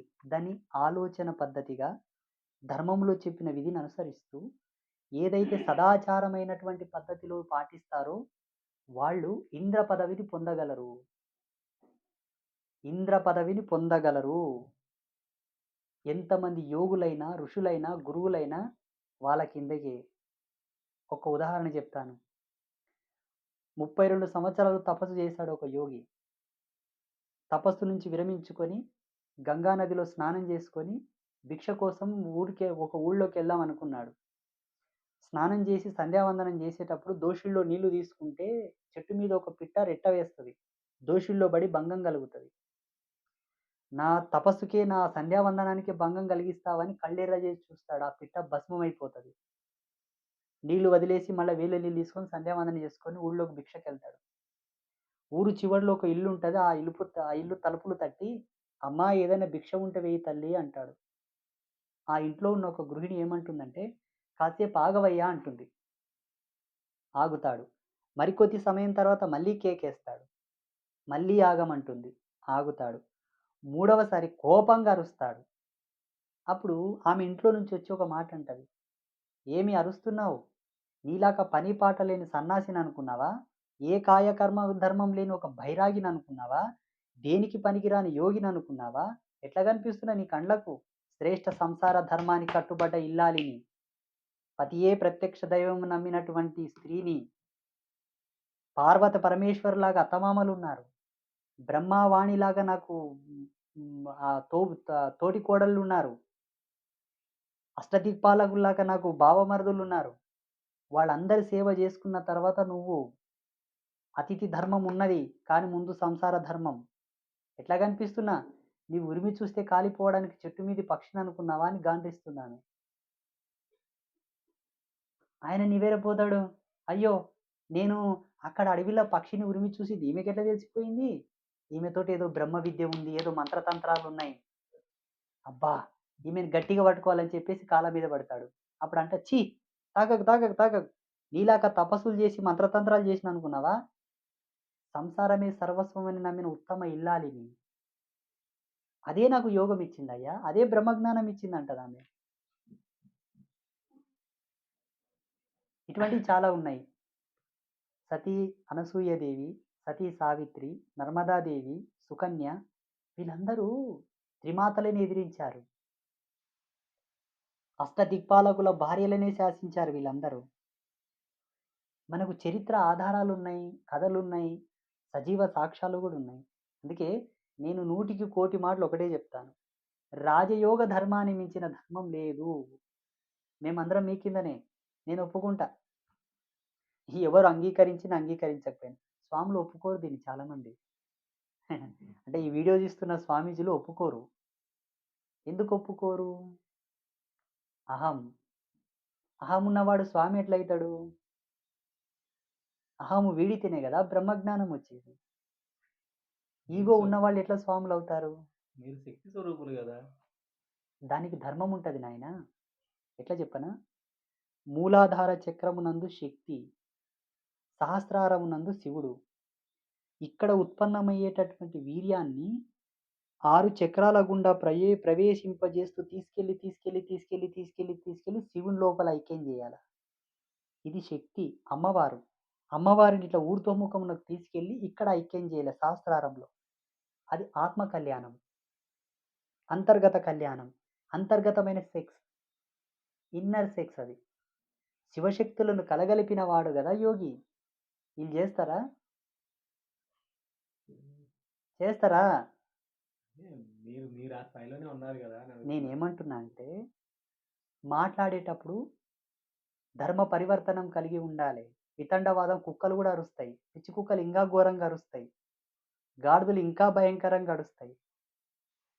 అరుపే ప్రధానం అనుకుంటే నీకన్నా ఎక్కువ అరిసేటివి ఉన్నాయి లోకంలో. కదా! చెప్పేటటువంటి మాట, పలకగలిగినటువంటి సౌజన్యము పక్షి సైతం ఆలకించాలి. అది విలువ. నువ్వనుకుంటున్నట్టు ఏ యోగం పాటించకు. ఏ పూజ చెయ్యకు. ధర్మంగా నడువు. ఆ ధర్మమే నీకు శ్రీరామ రక్షై కాపాడుతుంది. ఇదంతా అజ్ఞానం. ఇప్పుడు ఇదంతా స్వాముల వెంట రావడం, గురువులతోని పోవడం, గుళ్ళు గోపురాలు తిరగడం, పుణ్యక్షేత్రాలు తిరగడం, కోరికలతో తిరగడం. నిష్కామ యోగివై తిరగమని ఉన్న ధర్మశాస్త్రాల్లో. చూడు నేనొక మాట చెప్తా. యావత్ ప్రేక్షాలోకానికి అంతా ఒక విషయం చెప్తాను. మీరందరికి కూడా ఒక మాట చెప్తా. నేను ఇన్ని పూజలు చేసినా, అన్ని పూజలు చేసినా, ఈ సాధన చేసినా, ఆ సాధన చేసినా, ఈ క్షేత్రం పోయినా, ఆ క్షేత్రం పోయినా, అరుణాచలం పోయి గిరి ప్రదక్షిణ చేసినా, ఆ స్వామితోనో బోధ తీసుకున్నా, ఈ స్వామితోనో మంత్ర దీక్ష తీసుకున్నా, నాకు ఇంకా ఏం కాలే, ఇంకా ఏం కాలే, ఇంకా ఏం కాలే అని ఆలాట పడుతుంటారు. చూడు, ఏదో నీ జన్మనిచ్చినందుకు నీ తండ్రికి పితృతర్పణాలు వదిలి పిండ ప్రదానం పెడతావు. నిన్నిచ్చినందుకు, ఈ మురికి దేహం ఇచ్చినందుకు, 3 నాళ్ళ ముచ్చట ఇచ్చినందుకు. ఆయన జీవించడానికి ఆధారమైన ప్రకృతికి, నీవు తిని బట్టగడుతున్న ఈ పంచభూతాలకు నువ్వేమిస్తున్నావు? ఈ గాలిని ఆస్వాదిస్తున్నావు. గాలికేమిస్తున్నావు? నీరు తాగి బ్రతుకుతున్నావు. నీటికేమిస్తున్నావు? నేల మీదే కదా అన్ని ఓషధులు పుడితే తిని బతుకుతున్నావు. భూమికేమిస్తున్నావు? పంచభూతాల ప్రమేయం లేకుండా నీ తండ్రి పుట్టిండా? నీ తండ్రి వీర్యంతో నువ్వు పుట్టావా? నీ తల్లి నేను కన్నదా? డైరెక్ట్‌గా వస్తుందని అనుభవిస్తున్నానే. ఏమిస్తున్నావు పంచభూతాలకి? చెప్పండి. వీటి ఆసర లేకుండా బ్రతుకుతున్నావా? ఇవి లేకుండా బ్రతుకుతున్నావా? పాంచభౌతిక స్థితిని ప్రతిబింబింపజేసే ప్రక్రియలే పూజలు. పంచభూతాలకు మనం ఆత్మార్పణంగా గావించే క్రియలు, తంతులే పూజలు. యూనివర్సల్ సైన్స్, నేచర్ సైన్స్ ఇదంతా. పూజ అంటే నీ కోరికలు తీర్చేటటువంటి కలగోరు కంప కాదది. ప్రకృతి అనుసంధానమైనటువంటి చర్యలవి. దేవుడికి దీపం వేస్తామా? అది అగ్ని స్వరూపం. దేవుడికి జలపాత్రలు పెడతామా? అర్ఘ్యము, ఆచమనీయం, పాద్యము, అభిషేకాది క్రియలలో నీళ్లు తాగడానికి ఒక గ్లాస్ నీళ్లు పెడతామా? కలశం పెడతామా? అది జల స్వరూపం. దేవుడికి ధూపం వేస్తామా? అది వాయు స్వరూపం. భగవంతుడికి ఇచ్చే నివేదన భూమి స్వరూపం. ఈ 4 భగవంతుని దగ్గర వ్యక్తం చేసి అర్పణం చేసే ప్రక్రియ ఆకాశ స్వరూపం. పంచభూతాలు అక్కడ వ్యక్తమైనాయి కదా. ఇది తంతుభేదం. పంచభూతాలకు ఇచ్చేటటువంటి తంతుభేదం. వాటిని గ్రహించి బ్రతుకుతున్నావు కాబట్టి వాటి శేషం నీ మీద లేకుండా ఇదన్న మమ జన్మ సార్థకతకు సోపానం. ఇన్నిచ్చిన భగవంతుడు ధర్మంగా బతికి సల్లగుండమని చెప్పిండు. అప్పులు చేయమన్నాడా? లేనిపోని జాగాలో పెట్టుబడులు పెట్టి నాశనం కమ్మన్నాడా? వేషలకు డబ్బులు ఖర్చు పెట్టి ఆగం కమ్మన్నాడా? అడ్డం వచ్చిన సంతంత దీన్ని రోగాల పాలై మళ్ళీ డవకంలో పడమన్నాడా? ఏం పాటిస్తున్నావు నువ్వు? ధర్మంలో చెప్పింది ఒక్కటన్నా పాటిస్తున్నావా? అన్నీ మనమే చెడిపోతాం. మళ్ళీ దేవునితోనికి వస్తాం.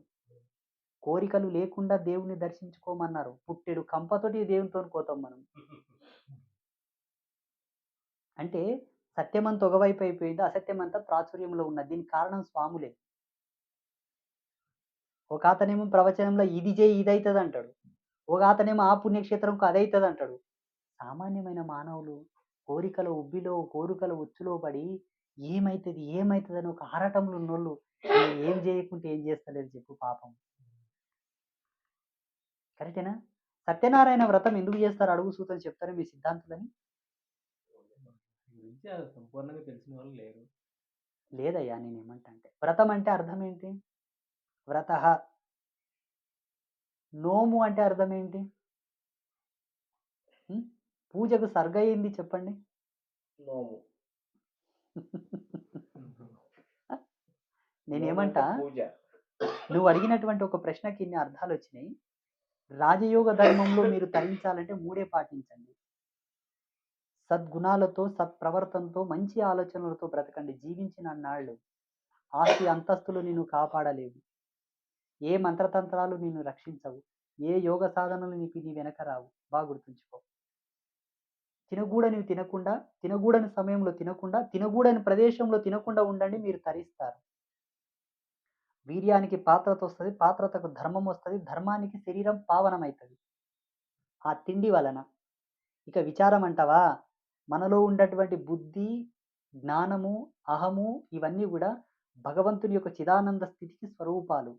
ఆలోచించే ఆలోచన, బుద్ధి, జ్ఞానం ఇదంతా కూడా అహం. ఇవి కనబడవు కదా, రూపం ఉండదు దీనికి, కానీ జ్ఞానంతో వ్యక్తమయ్యేటివి, భావంతో వ్యక్తమయ్యేటివి. ఇవన్నీ కూడా ధర్మ పరివర్తనంతో యోచించవలే. అది పావనమైనట్లే. ఈ రెండిటితో కూడుకున్నటువంటి సంభోగం అనగా బ్రహ్మచర్యము, ఇది ఎవడైతే పాటిస్తారో వాడు సాక్షాత్ శివస్వరూపం. ఈడ జడిండా ఏ యోగం నిన్ను అంటదు. ఈడ జడిండా ఏ మంత్రం నీకు వశం కాదు. ఈడ జడిపోయిండా ఏ దేవత నీ దగ్గరికి రాదు. నేనుంటే ఒక 100 కిలోమీటర్ల దూరంలో ఉంటారు. రాసిస్తా నేను, 100 మైళ్ళ దూరంలో ఉంటారు. ఇంకొక చిన్న ప్రశ్న. మైక్ దగ్గర పెట్టుకోండి. ఇందాలు మీరు ఒక మాట అన్నారు, అంటే స్త్రీని వదిలి ఒక భర్త ఇంకొకరితో అదే విధానంగా స్త్రీకి కూడా వర్తిస్తుంది కదా. అంటే భర్తని వదిలి స్త్రీ అలాంటి స్త్రీని వదిలేయటం ధర్మమా? అధర్మమా?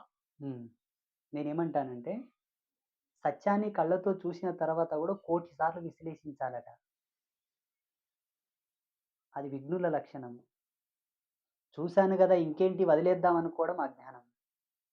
వాస్తవానికి ఆమె తప్పు చేసిందా లేదా అని నిర్ధారణ చేయాలనుకుంటే దానికి ప్రమాణాలున్నాయి. స్త్రీ మీద అకారణంగా నింద వేయకూడదట, అది పాపం. నీకిన్ని నియమాలు చెప్పాను కదా! పురుషుడికి వీర్యధర్మం ఉండాలి, ఇది ఉండాలి, అది ఉండాలి. అంతకన్నా 1,00,00,000 రెట్లు స్త్రీకున్నాయి. నీకు వీర్యధర్మంతో నిన్ను చెప్పాను కదా! అంతకన్నా 1,00,00,000 రెట్లు. అకారణంగా స్త్రీ యొక్క పైట కూడా జారకూడదట. అంటే ఎంత జాగ్రత్తగా ఉండాలామె? అకారణంగా స్త్రీ గడప దాటి బయటికొచ్చి పురవీధుల్లో పురులను చూడకూడదు. అంటే పరులను చూడకూడదట. అంటే ఎంత నిగ్రహంలో ఉండాలామె? చెప్పు. ఇవి తెలుసా మీకు? ఫర్ ఎగ్జాంపుల్ ఇట్లా మనం గానే చెప్తామనుకో, ఇట్లా మనం చెప్తున్నాం కదా, ఇది కేవలం మహిళ యొక్క శీల ధర్మాన్ని, పాతివ్రత్య ధర్మాన్ని, వంశోన్నతిని, వంశ జాతి సంక్రమణ కాకుండా, కులచ్ఛేదం కాకుండా, వంశ ప్రతిష్ట నిలబడడానికి ఆడపిల్లకు పెట్టిన హద్దులు. బానిసతత్వం కాదు. ఇట్లా చెప్తే ఏమంటారు? స్త్రీలను బానిసలు చేస్తున్నారా? వాళ్ళని సోగు చేయొద్దంటారా? వాళ్ళని తిరగొద్దంటారా? చదువుకోవద్దంటారా? వాళ్ళని ఉద్యోగాలు చేయొద్దంటారా? నువ్వు ఎంత పెద్ద ఆఫీసర్ అయినా, ప్రధానమంత్రివైనా, ప్రపంచానికి చక్రవర్తివైనా, ఉత్తమ కుల సంజాతవై వెలిగిన నాడే స్త్రీ జన్మకర్థం. యాదేవి సర్వభూతేషు మాతృరూపేణ సంస్థిత. అదొక్క శబ్దాన్ని విడదీయమని చెప్పు. శ్రీమాత, శ్రీ మహారాజ్ని, అమ్మవారికి ఈ పేరును విడదీయమని చెప్పు ఒక మహిళని. ఏం పదవులు, ఏమి చదువుతావు? నువ్వే ఒక వేదం. అందుకే స్త్రీలను వేదం చదవద్దన్నారు. సాక్షాత్తు నువ్వే వేదం. నిత్య అగ్ని సంధానకర్తలు స్త్రీలు. అందుకే యజ్ఞం చేయొద్దన్నారు. నువ్వే అగ్నిహోత్రం. వాళ్ళని దూరం పెట్టాలా? పురుషుడికి ధర్మాలు ఉన్నాయి, నువ్వు చేసి పుణ్యాత్ముడంగా, నువ్వు పునీతుడవుగా, నువ్వు చెయ్యి. నీకు ఆకలైంది, నువ్వు తిను. నిరంతరము పుష్టిగా, ఆనందంగా, మంచిగా, ప్రసన్నంగా ఉండి నీకు అన్నంతో పని ఏంటి? నువ్వు అమృతమే తాగినవు, నీకు అన్నంతో పని ఏంటి? ఆయనకు ఆకలి ఉంది, తినమను. అందుకే యజ్ఞం చేయమను, వేదం చదువుకునమను, ఉపాసనలు చేయమను, మంత్రాలు చేయమను, తంత్రాలు చేయమను. స్త్రీకి సంబంధించినటువంటి ధర్మములు, మూలములు, మార్మికమైన విషయాలు ఇంతవరకు ఎవరు చెప్పలేకపోయిండ్రు. జగదంబ కృపతో ఆ జ్ఞానం నాకు ఇచ్చింది ఆ తల్లి చెప్పమని నేను చెప్తున్నాను. నారీ ఏవం సర్వం జగత్. నారి వినా శూన్యం. ఇంకా చాలా ఉన్నాయి, చెప్తే అయిపోతారు. ఇంకా సమాజంలో కొంతమంది ఇంకా వేరే విధంగా కూడా కాంట్రవర్సీ చేస్తారు. చేసినా నేనేం పెద్ద భయపడను, నాకేం పెద్ద భయం కూడా లేదు. మీకేముంటుంది? ఫర్ ఎగ్జాంపుల్ ఏది అంటని వారికి. వేరే విధంగా సంతోషం. ఇంకోటి ఇందాల అడిగిన దాంట్లో అంటే ఈ యోగ మార్గాల్లో పయనించే వాళ్ళకి అటు ఇటు జన్మల యొక్క పాప పుణ్యాలు అంటుతాయి. వాటిని ఎలా తొలగించుకోవాలి? ఏదన్నా మార్గాలు ఉంటాయా? అంటే ఏ యోగంలో వెళ్ళాలనుకుంటున్నావు నువ్వు చెప్పు. నేను అంటే నా స్వతహాగా నేను చెబుతున్నాను. మామూలుగా శ్వాస మీద ధ్యాస చేశాను. మంత్రంగా బీజాక్షరాల మంత్ర ఇదిగా చేశాను.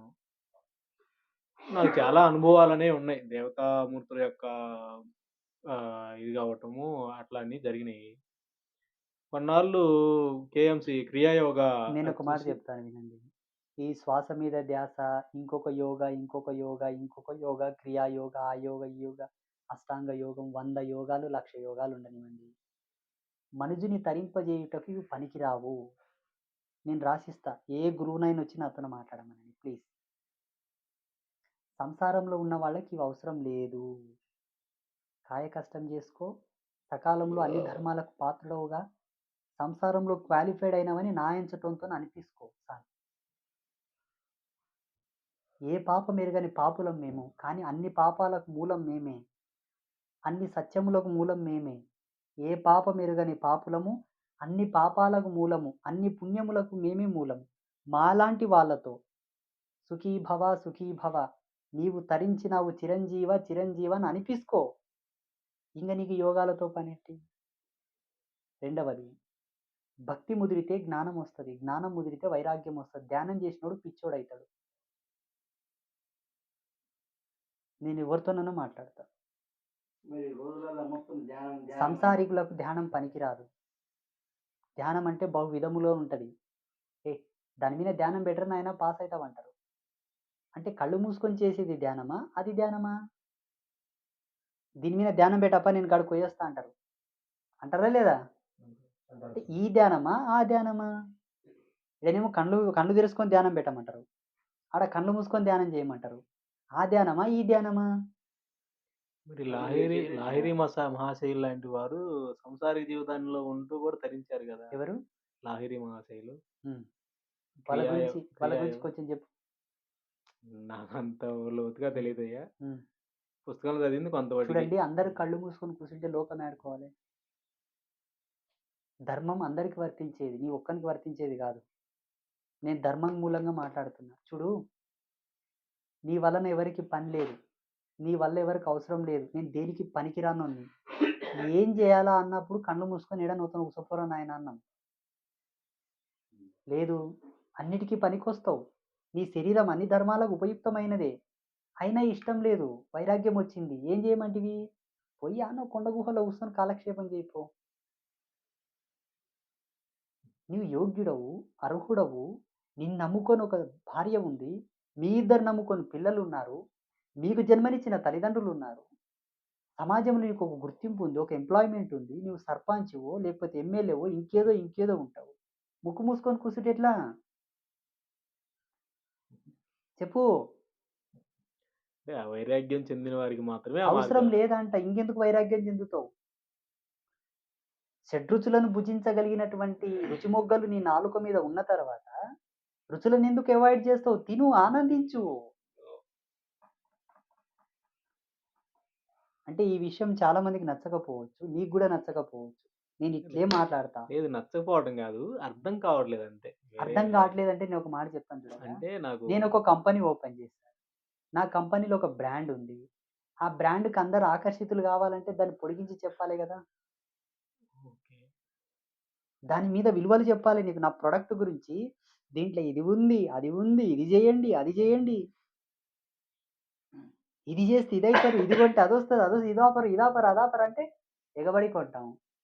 అవన్నీ కంపెనీలే. మోక్ష మార్గానికి ఏవి కూడా పాత్రత ఇవ్వవు. నీవు తరించుటకు ఏవి పనికిరావు. రాజయోగ ధర్మమే సర్వశ్రేష్టం. దాన్ని పాటించండి, దాన్ని తరించండి. ఒక స్త్రీ ఎన్ని జన్మలున్న వీడే నాకు మొగుడుగా పుట్టాలి, వీడే నాకు మొగుడు కావాలని భార్య పలికిన నాడు భర్త అనే టైటిల్ రిజర్వ్డ్ అవుతుంది. అలా బ్రతికించు. నీ కడుపులో పుట్టిన పిల్లలు ఎన్ని జన్మలున్నా ఇతడే నాకు తండ్రిగా రావాలన్నట్టుగా వాళ్ళని చూసుకో. అప్పుడు తండ్రి అనే పదము క్వాలిఫైడ్ అవుతుంది. పరిపూర్ణత. ఒక గురువు నీలాంటి వాడిని, అబ్బా ఏ తల్లి కన్నా బిడ్డనో ఇటువంటి శిష్యుని పొందినందుకు నా జన్మ ధన్యమైందని గురువు అనాలి. ఇవి కదా. నువ్వు కళ్ళు మూసుకొని కూసిటి ఎవడంటాడయ్యా? ముక్కు మూసుకొని కూసిటి ఎవడంటాడు? ఇగో, ఒక గంట సేపు ముక్కు మూసుకొని కూర్చున్నామంటే శరీరం మెతకబడిపోతుంది. ఇంద్రియాల లోపల పట్టంతా డౌన్ఫాల్ అవుతుంది, మెతకబడిపోతుంది శరీరం అంతా. ఎవడన్నా కత్తి పట్టుకొని వస్తే అతను యుద్ధం ఎట్లా చేస్తాం? ఇట్లా అడుగుతున్నాను అనుకో. చక్రాస్ అంతా ఓజో సిమిలారిటీని అధోముఖానికి తీసుకెళ్తాయి, ఊర్ధ్వముఖానికి తీసుకెళ్ళవు. ధ్యానం చేస్తే మనసులో బతికే ఉంటాం, తింటాం, విసర్జిస్తాం, అంతా బాగుంటుంది. అవతలోడేమో ఒక విధమైనటువంటి కోరలు చాచుకొని వస్తున్నాడు నేను వేటాడడానికి. లేవో ఉగ్రదేశాలు ఇప్పుడు ఇజ్రాయెల్ మీద బాంబులు వేస్తున్నాడు. ఎవడు కాపాడుతున్నాడు? మా తండ్రి పాపులను కాపాడేను అంటారు. ఆయన పుట్టిన దేశం మీద బాంబులు వేస్తున్నారు. వీళ్ళనంతా ప్రేయర్ చేసి కాపాడమనండి. మన క్రిస్టమస్ వేడుకలే జరుపుకోలేదు అక్కడ. వీరులు పుట్టిన దేశం అయ్యా మనది. వీరులు. ఒక నారీమణి బాణం పట్టుకొని తరిమి కొట్టింది గజనీ గోరిని. ఈ దేశం నుంచి ఉత్సవోపించి తోలిచ్చింది. తెలుసా? చాలా మంది ఉన్నారు. చూడు, కళ్ళు మూసుకొని ముక్కు మూసుకొని కళ్ళు మూసుకొని ధ్యానం చేసే తంతు అందరికి వర్తించదు. కొందరికి వర్తిస్తుంది. కోమా స్టేజ్‌లో అందరూ ఉండరుగా. వాళ్ళ శరీర ధర్మం సహకరించినప్పుడు కోమా స్టేజ్‌లోకి వెళ్తారు. ఎవరు ధ్యానం చేయాలా? ఎవరికి అవసరం అన్న దానికి కూడా విలువలున్నాయి. అందరిని ముక్కు మూసుకొని కుసపోర్రా నాయన అంటే కొంపలు అంటుకపోతది ఇక్కడ. పనులెవడు చేయలే. శరీరం కలుధర్మ శాసనం. శరీరం కర్మ చేయనీకే పుట్టింది. సత్కర్మలు, పుణ్యకార్యాలు, పుణ్యకర్మలు. మళ్ళా పాపకర్మలు కాదు. కర్మలంటే బహు విధములు.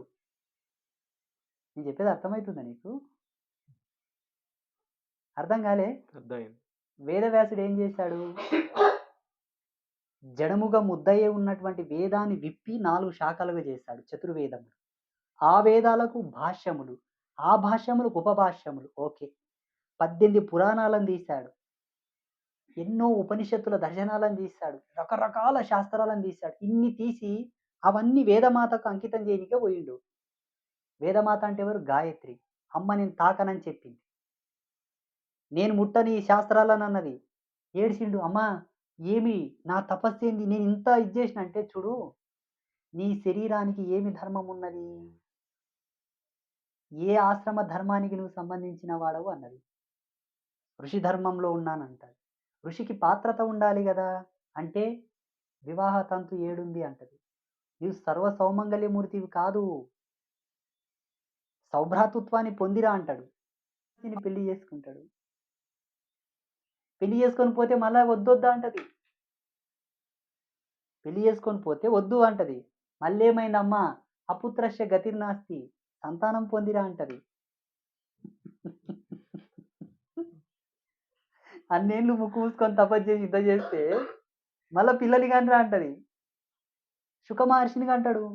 అప్పుడు వేదమాత పట్టాభిషేకం చేసి చిరంజీవ నాయుషులు ఇస్తే ఆ వేదమూర్తి యొక్క వేద ధర్మాలు ఇప్పటికి సజీవ సాక్ష్యాలై ఉన్నాయి. దేనికన్నా ప్రతిష్ట ఉండాలి, అర్థం ఉండాలి, ప్రమాణం ఉండాలి. అనర్థం ఉండకూడదు. రీసెంట్‌గా నా దగ్గరకు ఈరోజు పొద్దున్న ఒక కుటుంబం వచ్చింది నిజామాబాద్ నుంచి. ఒక అబ్బాయి అంట ఐపీఎస్‌గా సెలెక్ట్ అయినాడు.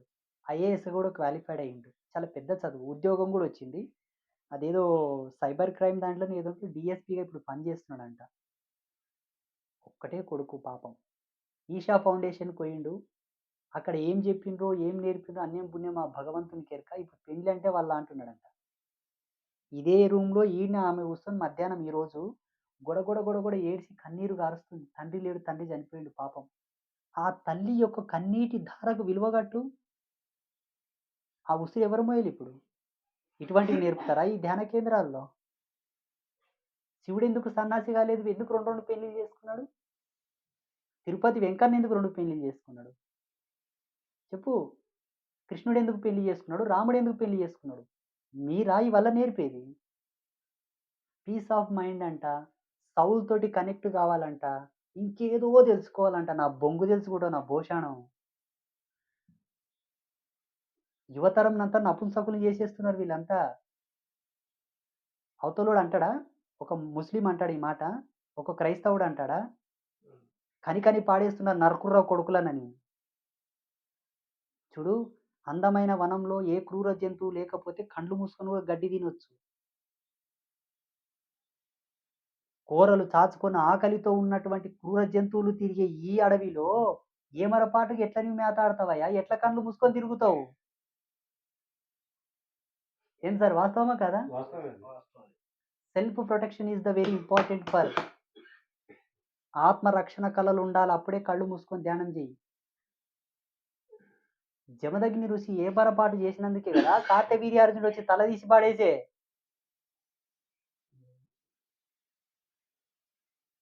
పరశురాముడు అట్లా లేడు. అందుకే క్షత్రియ వంశాన్ని నాశనం చేసి పాడేసి. ఆయన కూడా తపస్సు చేశారు కదా. అవును, ఏమరపాటు ఉండరాదు. మీలాగా ముక్కు మూసుకొని కూర్చొని ముక్కు మీద ఆధారపడలేడు ఆయన.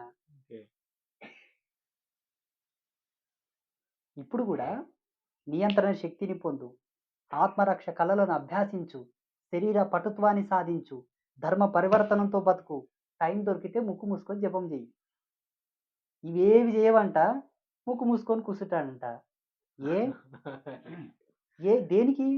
ఏమైనా వీక్నెస్ ఉందా ఏంటి? ముక్కు మూసుకొని కూర్చుని ఏమైనా వీక్నెస్ ఉందా? లేకపోతే ఏమైనా దరిద్ర దాపురించిందా? ఏమి దౌర్భాగ్యము?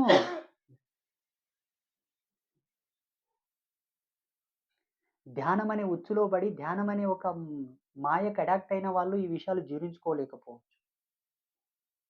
నాకేం బాధ లేదు. సత్యం చెప్పడం నా ధర్మం.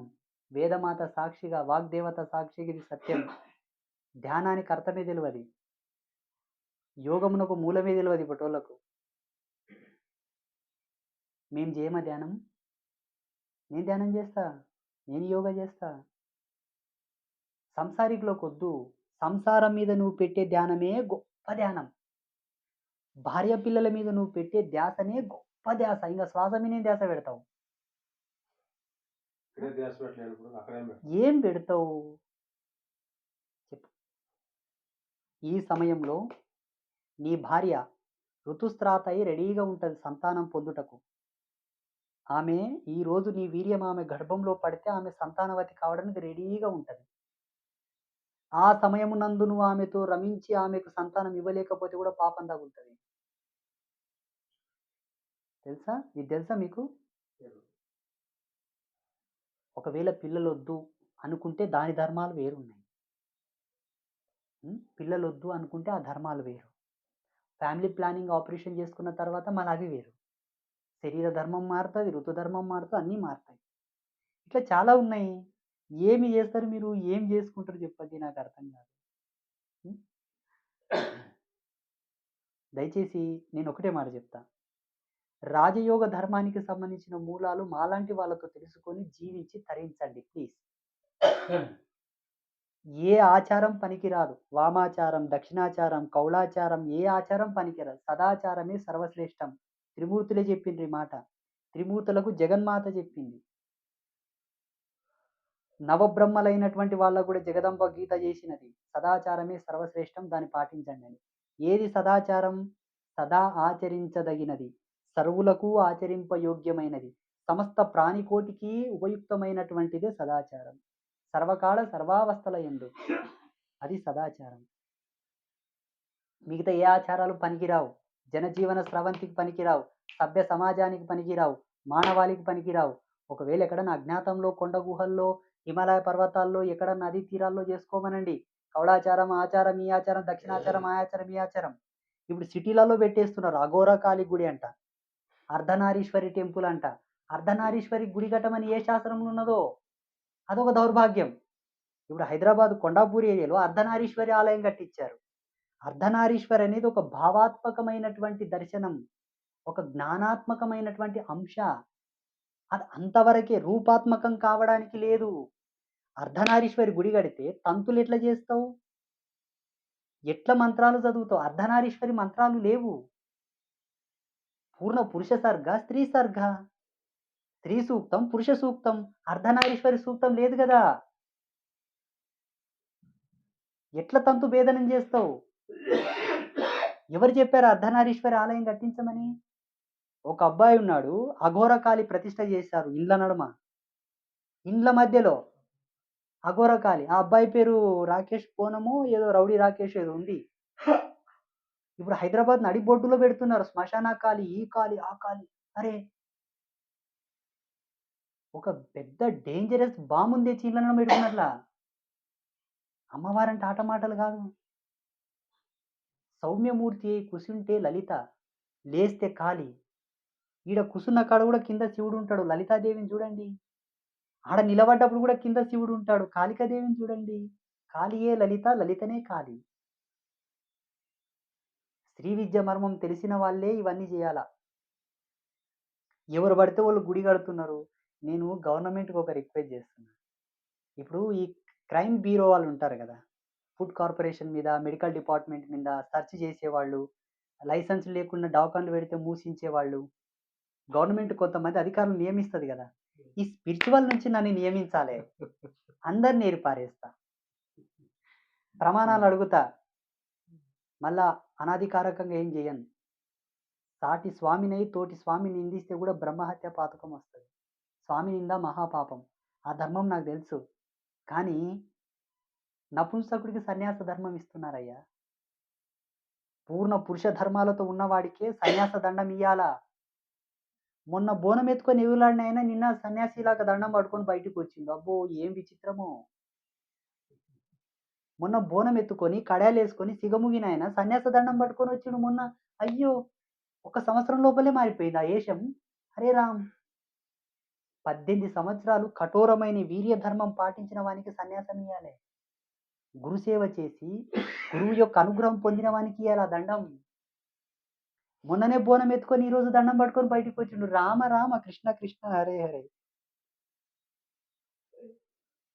వాళ్ళు ఎంత స్వాములు అట్టున్నారు. ఏంది ఎక్కడ పోతుంది ఈ ప్రపంచం? ఎవరిని చూసి నీవు ఇది అవుతున్నావు నాకు చెప్పు? ఏ ధ్యానంలో తరించిండని ఆయనను ఫాలో అవుతున్నావు? ఏ ధర్మంలో ప్రావీణ్యుడైన నీవు ఆయనను అనుసరిస్తున్నావు? గొర్రె కసాయివాణి నమ్మడం ఎంత మూర్ఖత్వమో అంతకన్నా కోటి రెట్లు అజ్ఞానులు ఇప్పుడుండే మానవులంతా. ఇన్ని మార్గాల్లో దేన్ని ఎంచుకోవాలో కూడా అర్థం కావట్లేదు. అది ఎదుటి వారికి ఏలెత్తి శివ చూపేటువంటి ఒక పార్వతులు ఏ ధర్మం ఆచరించారో దాన్ని ఆచరించండి. రాధాకృష్ణులు రుక్మిణీ కృష్ణుడు ఏది ఆచరించారో అది ఆచరించు. సీతారాములు ఏది ఆచరించారో అది ఆచరించు. శ్రీ వెంకటేశ్వర స్వామి, లక్ష్మీదేవి, భూదేవి ఏది ఆచరించారో అది ఆచరించు. ఇప్పుడే 4 మార్గాలు అంతకెక్కువ. ఇంకేం చేస్తాం? ఏం చేస్తాం? నేను ఒక మాట చెప్తా. మంత్రాలకు ఒకవేళ పవర్ ఉంటే, యోగ బలానికి పట్టు ఉంటే, ఏమంటివి సాధనకి అంత పవర్ ఉంటే, సీతామాత పోగొట్టుకుపోయినప్పుడు రాముడు తపస్సు చేసి చూడొచ్చు కదా, నీ సీత ఏడుందో అని కళ్ళు మూసుకొని చూడొచ్చు కదా. కోతుల సహాయం తీసుకుంటాడా? పోనీ కృష్ణ పరమాత్మ యొక్క కొడుకును కూడా ఎత్తుకపోతాడు జరాసంధుడు. వారం రోజులు ఏడిచిండు కృష్ణుడు.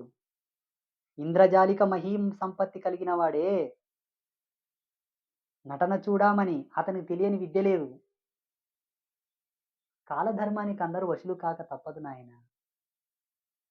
బ్రహ్మనైనా తల వంచినాడు కాలధర్మానికి. ఆ కాలధర్మాన్ని కంట్రోల్ చేసేది ఎవరు స్వామీజీ అంటే జగన్మాత, సుప్రీం పవర్. ఆవిడ చేతిలో వీళ్ళంతా బొమ్మలు. ఆ తల్లిని శరణాగతి చేసిన వాడే కదా ఉత్తముడు. మీరు వ్యక్తులతో పరిమితం అయిపోతున్నారు. శక్తి వరకు వెళ్ళట్లా, వ్యక్తితోనే ఆగిపోతున్నారు, శక్తితో పోవట్లా. అది సర్వస్వ శరణాగతి. 3 ఏళ్ళు తపస్సు చేసిన ఎవరిని పట్టుకుంటే తరిస్తానని 3 ఏళ్ళు తపస్సు చేస్తే అమ్మ దర్శనం. అందరూ శివుని కొలుస్తున్నారు కదని శివుని ఎంట పోయలేను. అందరూ నారాయణ నారాయణ నారాయణ అనలేను. స్వయం రీసెర్చ్, స్వయం తపస్సు. ఎవరో చెక్కిన విగ్రహం తీసుకొచ్చి గుళ్ళె పడేసిలేను. ప్రమాణం. ఏదో గుడి గోపురాలకు సంబంధించిన క్షేత్రం కెట్టిలేను. లేటెస్ట్ నేమ్ అంబాత్రయ క్షేత్రం ప్రపంచం వేడలేదు. ఇక్కడ ప్రతిదీ కూడా మన క్షేత్రంలో స్వయం వ్యక్త దర్శనములు, తపస్సుకు ప్రతిరూపాలు. స్వయం రీసెర్చ్. కాపీ ఎక్కడ కొట్టలేము. భూమండలంలో దేన్ని కాపీ కొట్టలేము. ఇక్కడ ఏది కాపీ చేయబడాల. ఇది ఋషి ధర్మం అంటే. ఇంతకుముందు గురువు అనేవాని ఎట్లా గ్రహించాలనే కదా, ఇట్లా ఉంటే గ్రహించాలి, ఇక ఏం తప్పులే. ఋషి ధర్మానికి పాత్రత ఉండాలి. ఆ పాత్రతకు స్వయం తపస్సు ఉండాలి. నీ తపస్సుతో ఏం కనిపెట్టినావు? What is your research? ఏముంది చూపెట్టాలి. ఇంకొక గురువు హైదరాబాద్లోనో ఎక్కడో ఉన్నాడు, భువనగిరిలో, నాగిరెడ్డిపల్లిలో. ఆయన ఏమో సన్యాసో తెలియదు, ఋషో తెలియదు, యోగే తెలియదు, భోగే తెలియదు. ఎక్కడ పడితే అక్కడ శివలింగాలు పెట్టేస్తుంటాడు కూడా. శివలింగం అంటే ఒక ఆర్టిఫిషియల్ బొమ్మలాగా అయిపోయింది. కోటి ఒక్క లింగం భువనగిరిలా అదేదో ఊరుంది కదా నాగిరెడ్డిపల్లిలో, లింగాలు పెట్టేస్తుండే. ఎక్కడ పడితే అక్కడ లింగాలు. లింగం అంటే ఒక బొమ్మగా వచ్చింది. విగ్రహం కింద, లింగం కింద స్టెయిన్లెస్ స్టీల్ కాయిన్స్ వేయకూడదు, నాణ్యాలు వేయకూడదు. స్టెయిన్లెస్ స్టీల్ ఇప్పుడు రూపాయి కాయిన్స్ ఉన్నాయి కదా, వేయకూడదు. కుప్పలు కుప్పలు పోసి లింగం పెడతాడు దౌర్భాగ్యుడు. కట్టే గుళ్ళన్నీ అట్లానే చేస్తారు. సప్తధాతువులు, పంచలోహాలు, నవరత్నాలు తప్పిస్తే ఏమీ ఉండకూడదు. ఏ దేవతా శక్తినైనా స్థాపన చేయండి, అవి కూడా ప్రమాణంగా. విగ్రహం ప్రతిష్టకు ప్రమాణాలు ఉన్నాయి ఆగమాల్లో.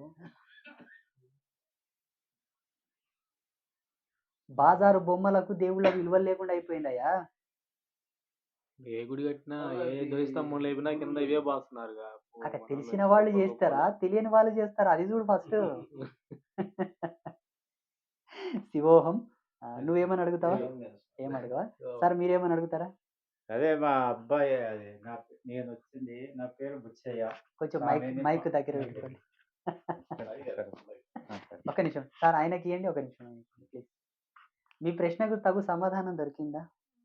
దొరికిందయ్యా, కానీ కన్ఫ్యూజన్ లో పడ్డావు కదా. కన్ఫ్యూజన్ అయితే ఉంది. అరహర అనంత సాగరంలో పడితే ఎవడైనా కన్ఫ్యూజన్ ఆ, అవుతాడు. అంటే ఒకే నీరు తాగితే దాహం తీరుద్ది, కానీ 4 రకాల నీరు తాగితే దాహం తీరదు అన్నట్టుగా నా పరిస్థితి అట్లా. నీకు ఒకే నీరు నేను తాగించాను కానీ నీకు అర్థం కాదు. అదే ఏంటి? 4 ఒకటే. ఆహారము, బ్రహ్మచర్యము, విచారము, ఈ 3 పాటించు, రాజయోగివై తరిస్తావు. రాజయోగం పరమశ్రేష్టం. ఏ యోగాల జోలికి వెళ్ళొద్దు. వెళ్తే దాని షరతులు వర్తిస్తాయి. దాని షరతులు నీ కుటుంబానికి పనికిరావు. నువ్వు పోలీస్ అయితే ఒక ఆర్డర్ ఉంటుంది, డాక్టర్ అయితే ఒక రూల్ ఉంటుంది, లాయర్ అయితే ఒక కోర్టు, దానికి ఒక డ్రెస్ కోడ్, దానికి ఒక నియమం. యోగాల వెంట వెళితే దాని షరతులు వర్తిస్తాయి. దాని నియమాలకు తల వంచాల. ఆ నియమాలకు తల వంచిన నీవు గృహస్థ నియమాలకు పనికిరావు. ఏం చేస్తావు? మరి ఇప్పుడు గృహస్థ నియమంలో పూజ అనేది కూడా ఒక పార్టీ. పంచోపచార అది పంచభూత ప్రతీక. పంచభూతములను ఆస్వాదిస్తున్నావు కాన దాని రుణము నీకు తగలకుండా ఇదన్నమమ, దాని శేషాన్ని ప్రతిఫలంగా ఇస్తున్నట్టు. ఇప్పుడు దాంట్లో మనం ఇప్పుడు మామూలుగా అంటే ధ్యాన అని చెప్పేసి మనం పూజ చేసేటప్పుడు కొన్ని చెబుతాం. ఇవి యోగులకు పనికొస్తాయి నాయన, మీకు పనికిరావు. సంసారికి సంసారం చేయడమే పెద్ద పూజ. లేదు, నిన్ను అజ్ఞానంలో ముచ్చిపెట్టారు ఎవరో, అందుకే తేరుకోలేకపోతున్నావు. అట్లా ఏం కాదు. ఒక పని మొదలు పెట్టిటావు, చేయంగానే చీకటి పడిపోతుంది, నిద్ర వచ్చి పడుకుంటావు. ఆ పని పూర్తి కాదు. తెల్లారేసరికి ఆ పనిని పూర్తి చేయాలా లేదా?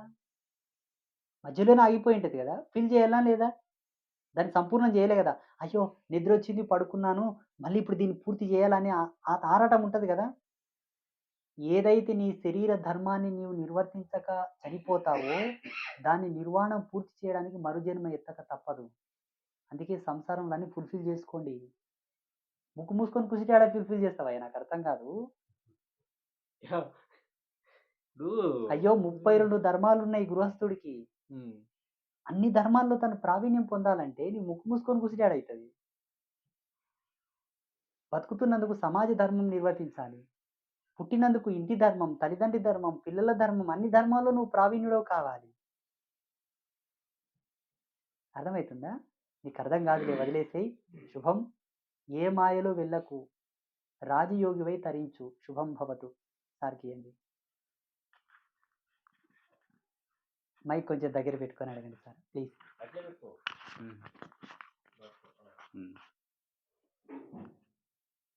స్వామి, గురుస్వామి మీ పాదాలకు అభివందనాలు. నేను అమ్మనగల్కి వెళ్ళి వచ్చాను.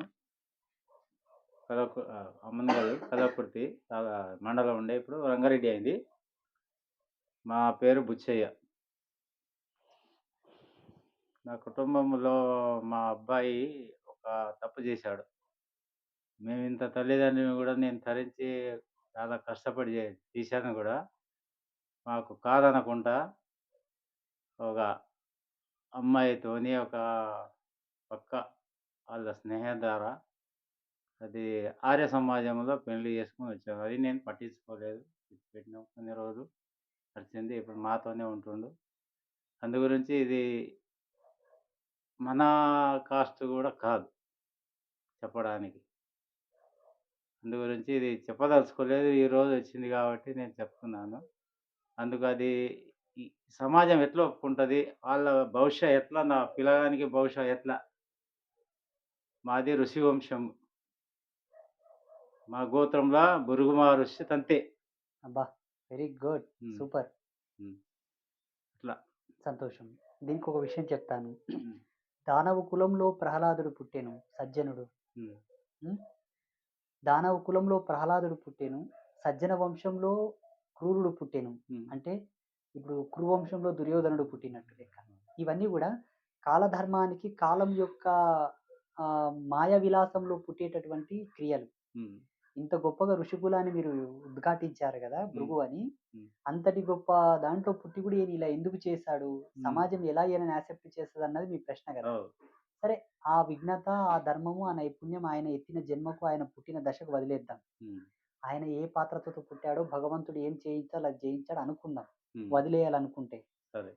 అయితే ఇలా చేసినటువంటి యువకులు ఎవరైతే ఉన్నారో వాళ్ళకు ఒక ఎగ్జాంపుల్ చెప్తాను మోటుగా. ఉమ్, కులంకి కుడిపేని పెళ్లి పెళ్లి కాదు, గోత్రం కిడమియని పెళ్లి పెళ్లి కాదు. అట్లాంటి ఎట్లా స్వామి, గుడి కాడికి పోయి దేవుళ్ళ ముందల తాళి కట్టేసి దండలు మార్చుకుంటాం కదా, ఆ, పంతులు కూడా వచ్చి మంత్రాలు చదివి పూజ చేస్తాడు కదా అనుకుంటే అది పెళ్లి కాదు. ఉమ్, మీ లెక్కల పెళ్లి, ఉమ్, ధర్మం లెక్కల అది పెళ్లి కాదు. దానికి పద్ధతులు ఉంటాయి, ఆ పద్ధతి ప్రకారంగా అది పెళ్లి. అట్లాంటి అది ఎట్లా పెళ్లి, ఇది ఎట్లా పెళ్లి కాదు స్వామి మీరు అనుకోవచ్చు. రాష్ట్రపతి అవార్డును, ఉమ్, పద్మశ్రీ అవార్డు ఏదైతే ఉన్నదో ఉమ్. ఆ పద్మశ్రీ అవార్డుని రాష్ట్రపతి చేతుల మీదుగానే ఇప్పిస్తారా, లేకపోతే అక్కడ ఉన్నటువంటి వాచ్మెన్ చేతి ఇప్పిస్తారా? పై వాళ్ళ చేతిలోనే వస్తుంది. రాష్ట్రపతి చేతుల మీదుగానే పద్మశ్రీ అవార్డు ఇప్పిస్తారు. ఉమ్, లేదు నేను వాచ్మెన్ చేతుల మీద ఇప్పియమంటాను, ఇప్పిస్తారా? ఎందుకు ఇప్పియరు? అది ధర్మవృత్తి అది. దాని విలువలు దానికి ఉంటాయి, దాన్ని ఇచ్చేటటువంటి అర్హత కలిగిన వాళ్ళ చేతని ఇప్పించాలి. ఉమ్, వివాహానికి కూడా పాత్రత ఉంది, ధర్మం ఉంది, దాని పద్ధతిలో దానికి న్యాయం చేయాలి. ఉమ్, నీ ఇష్టం వచ్చినట్లు చేస్తా అంటే అది ధర్మం కాదు. ఉమ్, నీ లెక్కల పెళ్లి ధర్మం లెక్కల, దేవుని లెక్కల, శాసనం లెక్కల కాదు. ఉమ్, అయితే అటువంటి వాళ్ళని ఎలా మనం తీసుకోవాలనుకుంటే, ఉమ్, ప్రత్యక్షంగా సాక్షిభూతంగా భగవంతుని కళ్యాణము జరిగే ప్రదేశమునందు వాళ్ళిద్దరు వెళ్ళి వాళ్ళ చేతులతో భగవంతుని కళ్యాణము చేసి, ఆ కళ్యాణ ఘట్టంలో జరిగినటువంటి తలంబ్రాలు వాళ్ళు పోసుకొని, భగవంతుని సాక్షిభూతంగా వాళ్ళు దండలు మార్చుకొని, ఆ తంతుని వీలు చేయిస్తే ఆ దోషం పోయి వాళ్ళు పునీతులు అవుతారు, పుణ్యాత్ములు అవుతారు. ఇది చేయించాలి. తప్పకుండా చేయించాలి. ఇది ఒక మార్గం మనకుంది. ఉమ్, సనాతన ధర్మంలో ఏం చెప్పినా ఆల్టర్నేట్ ఒక ఒక ఒక ఒక ఉపాయం మనకి ఇచ్చి ఉంటారు. ఉమ్, అంత మూర్ఖంగా రూల్స్ పెట్టలే. ఉమ్, ఖండించి చెప్పినా మళ్ళొకటి మనకు ఉపమార్గం ఇచ్చి ఉంటారు. అవు, అది ఏ యువకుడే గాని తొందరపడి లేచిపోయి పెళ్లి చేసుకోకండి. అందరికి నేను చేతులు జోడించి చెప్తున్నాను. మాకేముంటదంటే స్వతంత్రంగా సన్యాసులు గారాదంట, బ్రహ్మహత్య పాతకం జరుగుతది. ఎన్ని జన్మలున్నా రోతలో పురుగై పుడతాం తప్పిస్తే మేము ముక్తిని పొందం. ఈ జన్మలో ఏసేమేసుకొని దండం పట్టుకొని తిరగొచ్చేమో, ఏం తెలియని వాళ్ళని మోసం చేయొచ్చేమో, వాడుంటాడు చక్రవడ్డీతో సహా తీసుకుంటాడు.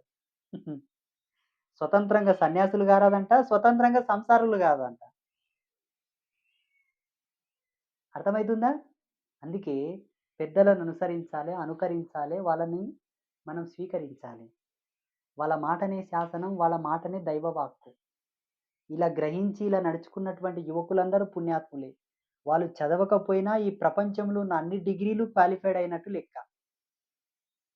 పెద్దల మాట చదిమూట అన్న పదాన్ని ఎవరైతే అనుసరిస్తారో, ఎందుకంటే వాళ్ళు ఎంత ఏగింటారు, నీలాగా నీ అంత పుట్టి నీ అంత వయసుకొచ్చి మళ్ళీ వెనక్కొచ్చి నిన్ను పెంచినటువంటి వాళ్ళు ఎంత ఏగింటారు, ఎంత కాలిపేలింటారు, ఎంతమందిని చూసింటారు, ఎన్ని ఇండ్లు చూసింటారు, ఎన్ని సంసారాలు కాలిపోంగ చూసింటారు. అటువంటి వాళ్ళ మాట వినకుంటే ఎట్లా? ఆడ గుంతలో పోయి కింద పడి దెబ్బ తగిలిసుకొని నెత్తురు గార్చుకున్న తర్వాత, అరే నీ వాడు కోకురా నాయన నువ్వు దెబ్బ తగిలిసుకుంటావని వాళ్ళు అనుభవించిన వాళ్ళు చెప్తారు. ఏం కాదు పోయి పడతా అంటే పడు. చాలా సంతోషం. ఉమ్, మీ అబ్బాయి చేసింది కరెక్టా కాదన్నమాట భగవంతునికి వదిలేద్దాం. ఉమ్, కరెక్ట్ అని మనం చెప్పొద్దు, తప్పు అని చెప్పొద్దు. అవు, ధర్మ వ్యక్త ప్రకారంగా చెప్పాలనుకుంటే ఆయన చేసింది తప్పే. కులధర్మాన్ని, వంశధర్మాన్ని, జాతి ధర్మాన్ని కాదని తప్పు చేసిన వాళ్ళందరూ కూడా అధర్మపరులే. ఉమ్, నేను ఒప్పుకోను దాన్ని. ఉమ్. అది నేను ఇప్పుడు ఒప్పుకోగలను. కులాంతర వివాహాలు చేయాలి కరెక్ట్ అంటారు, ఉమ్, దాన్ని నేను సమర్థించాను. ఎందుకోసం చెప్పనా? నిరంతరము వేదఘోషతో, వేద ధర్మంతో, వేద యొక్క ప్రవృత్తి ధర్మంతో శాకాహార సంపన్నులై నిరంతరము ధర్మము పాటిస్తున్నటువంటి డిఎన్ఏ ఫ్రీక్వెన్సీ ఆరా సిస్టమ్ ఆ జీవ కళలతోటి పిల్లల్ని కంటారు బ్రాహ్మణులు. ఉమ్, ఏది తినాలో తెలివ, మంచి చెడు ఎప్పుడు తినాలో అప్పుడు తినకుండా రకరకాలుగా తిని కంటారు వీళ్ళు. ఉమ్, ఈ డిఎన్ఏ సిబ్లింగ్స్ తీసుకెళ్ళి అక్కడ కలిపి అది తెచ్చి ఇక్కడ కలపాలనిపోతే పిల్లలు కొంచెం అవకతవక పుడతారు. అంత శారీరక దారుఢ్యం ఉండదు, అంతటి బుద్ధి కుశలత కూడా ఉండదు. ఎందుకంటే జాతి సంక్రమణ జరుగుతుంది కదా. అవు. జాతి సంద్రంలో మంద వాళ్ళ పిడి కూడా అట్లే అవుతుంది. అందుకే అవుతుంది. ఏ కులంలో వాళ్ళు ఆ కులంలో కరెక్ట్ 3 తరాలు దాటి 3 పొలిమేర్లు దాటి 3 ఉండండి. 3 తరాలు దాటి 3 పొలిమేర్లు దాటి పిల్లని కొనండి. అంటే ఒక పద్ధతి, ఒక ధర్మంగా చూసి కొనండి అని ఎందుకోసం అన్నారు పెద్దలంటే, ఇప్పుడు బాగా శరీర బలంతోటి పనిచేసేటోళ్ళు ఉంటారు. అవును. కాళ్ళు చేతులు ఆడి, ఆడి గట్టిగా పనిచేయడం వల్ల ఆ ఆయుష్షులతో, ఆ అంశాలతోనే శరీరంలో శక్తి తయారైంటది. అవును. ఆ ఇత్తనం కూడా అట్లా గట్టిగా తయారైతది. అట్ ద సేమ్ ఆ బీజానికి ఉన్నటువంటి కళలతోనే పిల్లలు పుడతారు. అర్థమైతుందా? కాలేదా? మోటుగా చెప్పినా ఏమనుకోకండి.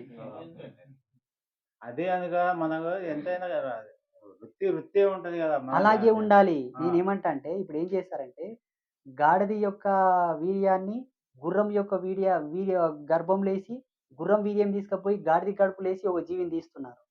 పుడతది. పట్టు లేకుంటది. అంటే సైంటిస్ట్‌లు అవును. రిసర్చ్ చేస్తున్నారు. ఇప్పుడు టెస్టింగ్ చేస్తున్నారు. రకరకాలుగా మార్పులు, చేర్పులు చేసి కొత్త జీవిని తెస్తా అనుకుంటారు. ఆ. నిలబడతలేవు. అవును. నడమంతనే కూలిపోతాయి. ఏదన్నా వచ్చి పుట్టుకుమంటే గుడస్వా అయితాయి. ఏదైతే పరమాత్మ ప్రోక్తమో అది సజీవంగా, సస్యశ్యామలంగా భూమి, ఆకాశం ఉన్నంత వరకు ఉంటాయి. అది ధర్మం. జీవన ధర్మం, వృత్తి ధర్మం, జీవన విధాన శైలి యొక్క ధర్మం. దీన్ని అనుసరించుకొని బ్రతకాలి. దయచేసి దీన్ని కాంట్రవర్సీ‌గా అర్థం చేసుకోకండి ప్లీజ్. మీకందరికి రిక్వెస్ట్ చేస్తున్నా, దండం పెడుతున్నా. స్వామి కులాంతర వివాహాలు వద్దంటాడు. ఇంగా ఎవరిలో వాళ్ళనే బతకమంటాడని అనుకోకండి. ఇందులో చాలా అంతరార్థాలున్నాయి. మీకు తెలియదు. రెండవది, ధ్యానం చేయొద్దని ఆయనను తిట్టినా, ధ్యానం చేయొద్దని ఆయనని తిట్టినని మాత్రం అనుకోకండి. నేను ధ్యానాన్ని వ్యతిరేకిస్తలేను. ధ్యానం చేయాల. దానికో పద్ధతుంది, ఒక లెక్కుంది. హ్మ్. ఆ పద్ధతిని, లెక్కను అనుసరించి ధ్యానం చేయాల. ఇప్పుడు కడుపు నిండా తిన్న పిల్లి కూడా నిద్రపోతది. దాన్ని ధ్యానం అందామా? చెప్పండి. బాగా తిన్న కుక్క కూడా నిద్రపోతది. దాన్ని ధ్యానం అందామా? కళ్ళు మూసుకుంటేనే ధ్యానం అని మీరెట్లా అంటారు?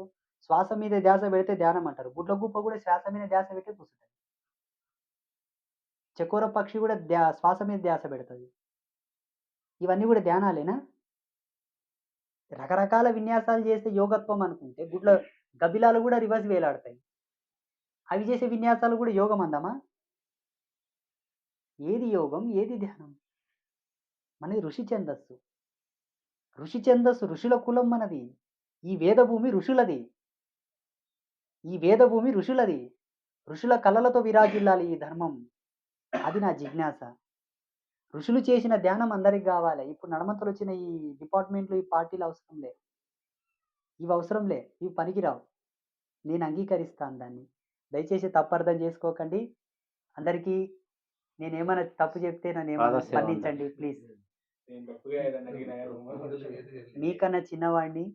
నేనేమైనా తప్పు చెప్తే ఏమనుకోకండి. మీకు సరియైనగా చిన్నవారు కావచ్చు కానీ జ్ఞానంలో పెద్దవారు స్వామి. సార్‌కి ఒకసారి మైక్ ఇయ్యండి. అదే నేనేమైనా మీరు- తప్పు చెప్పానా ఫస్ట్? ఏం చెప్పలేదు, ధర్మం ప్రకారం చెప్పారు. ఇప్పుడు వయసులో మీరు చిన్నవారు కావచ్చు.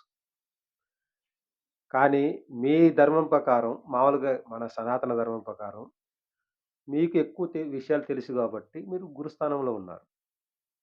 ఆయన మేము వయసులో పెద్దవారం కావచ్చు. కానీ ఈ ధర్మాలు మాకు తెలియనప్పుడు ఇప్పుడు ధ్యానాన్ని వ్యతిరేకిస్తున్నట్లు ఆయన అనుకోవచ్చు. నేను ఒక మాట అంట. ప్రపంచమంతా ధ్యానం చేస్తూ కళ్ళు మూసుకొని ఉందా?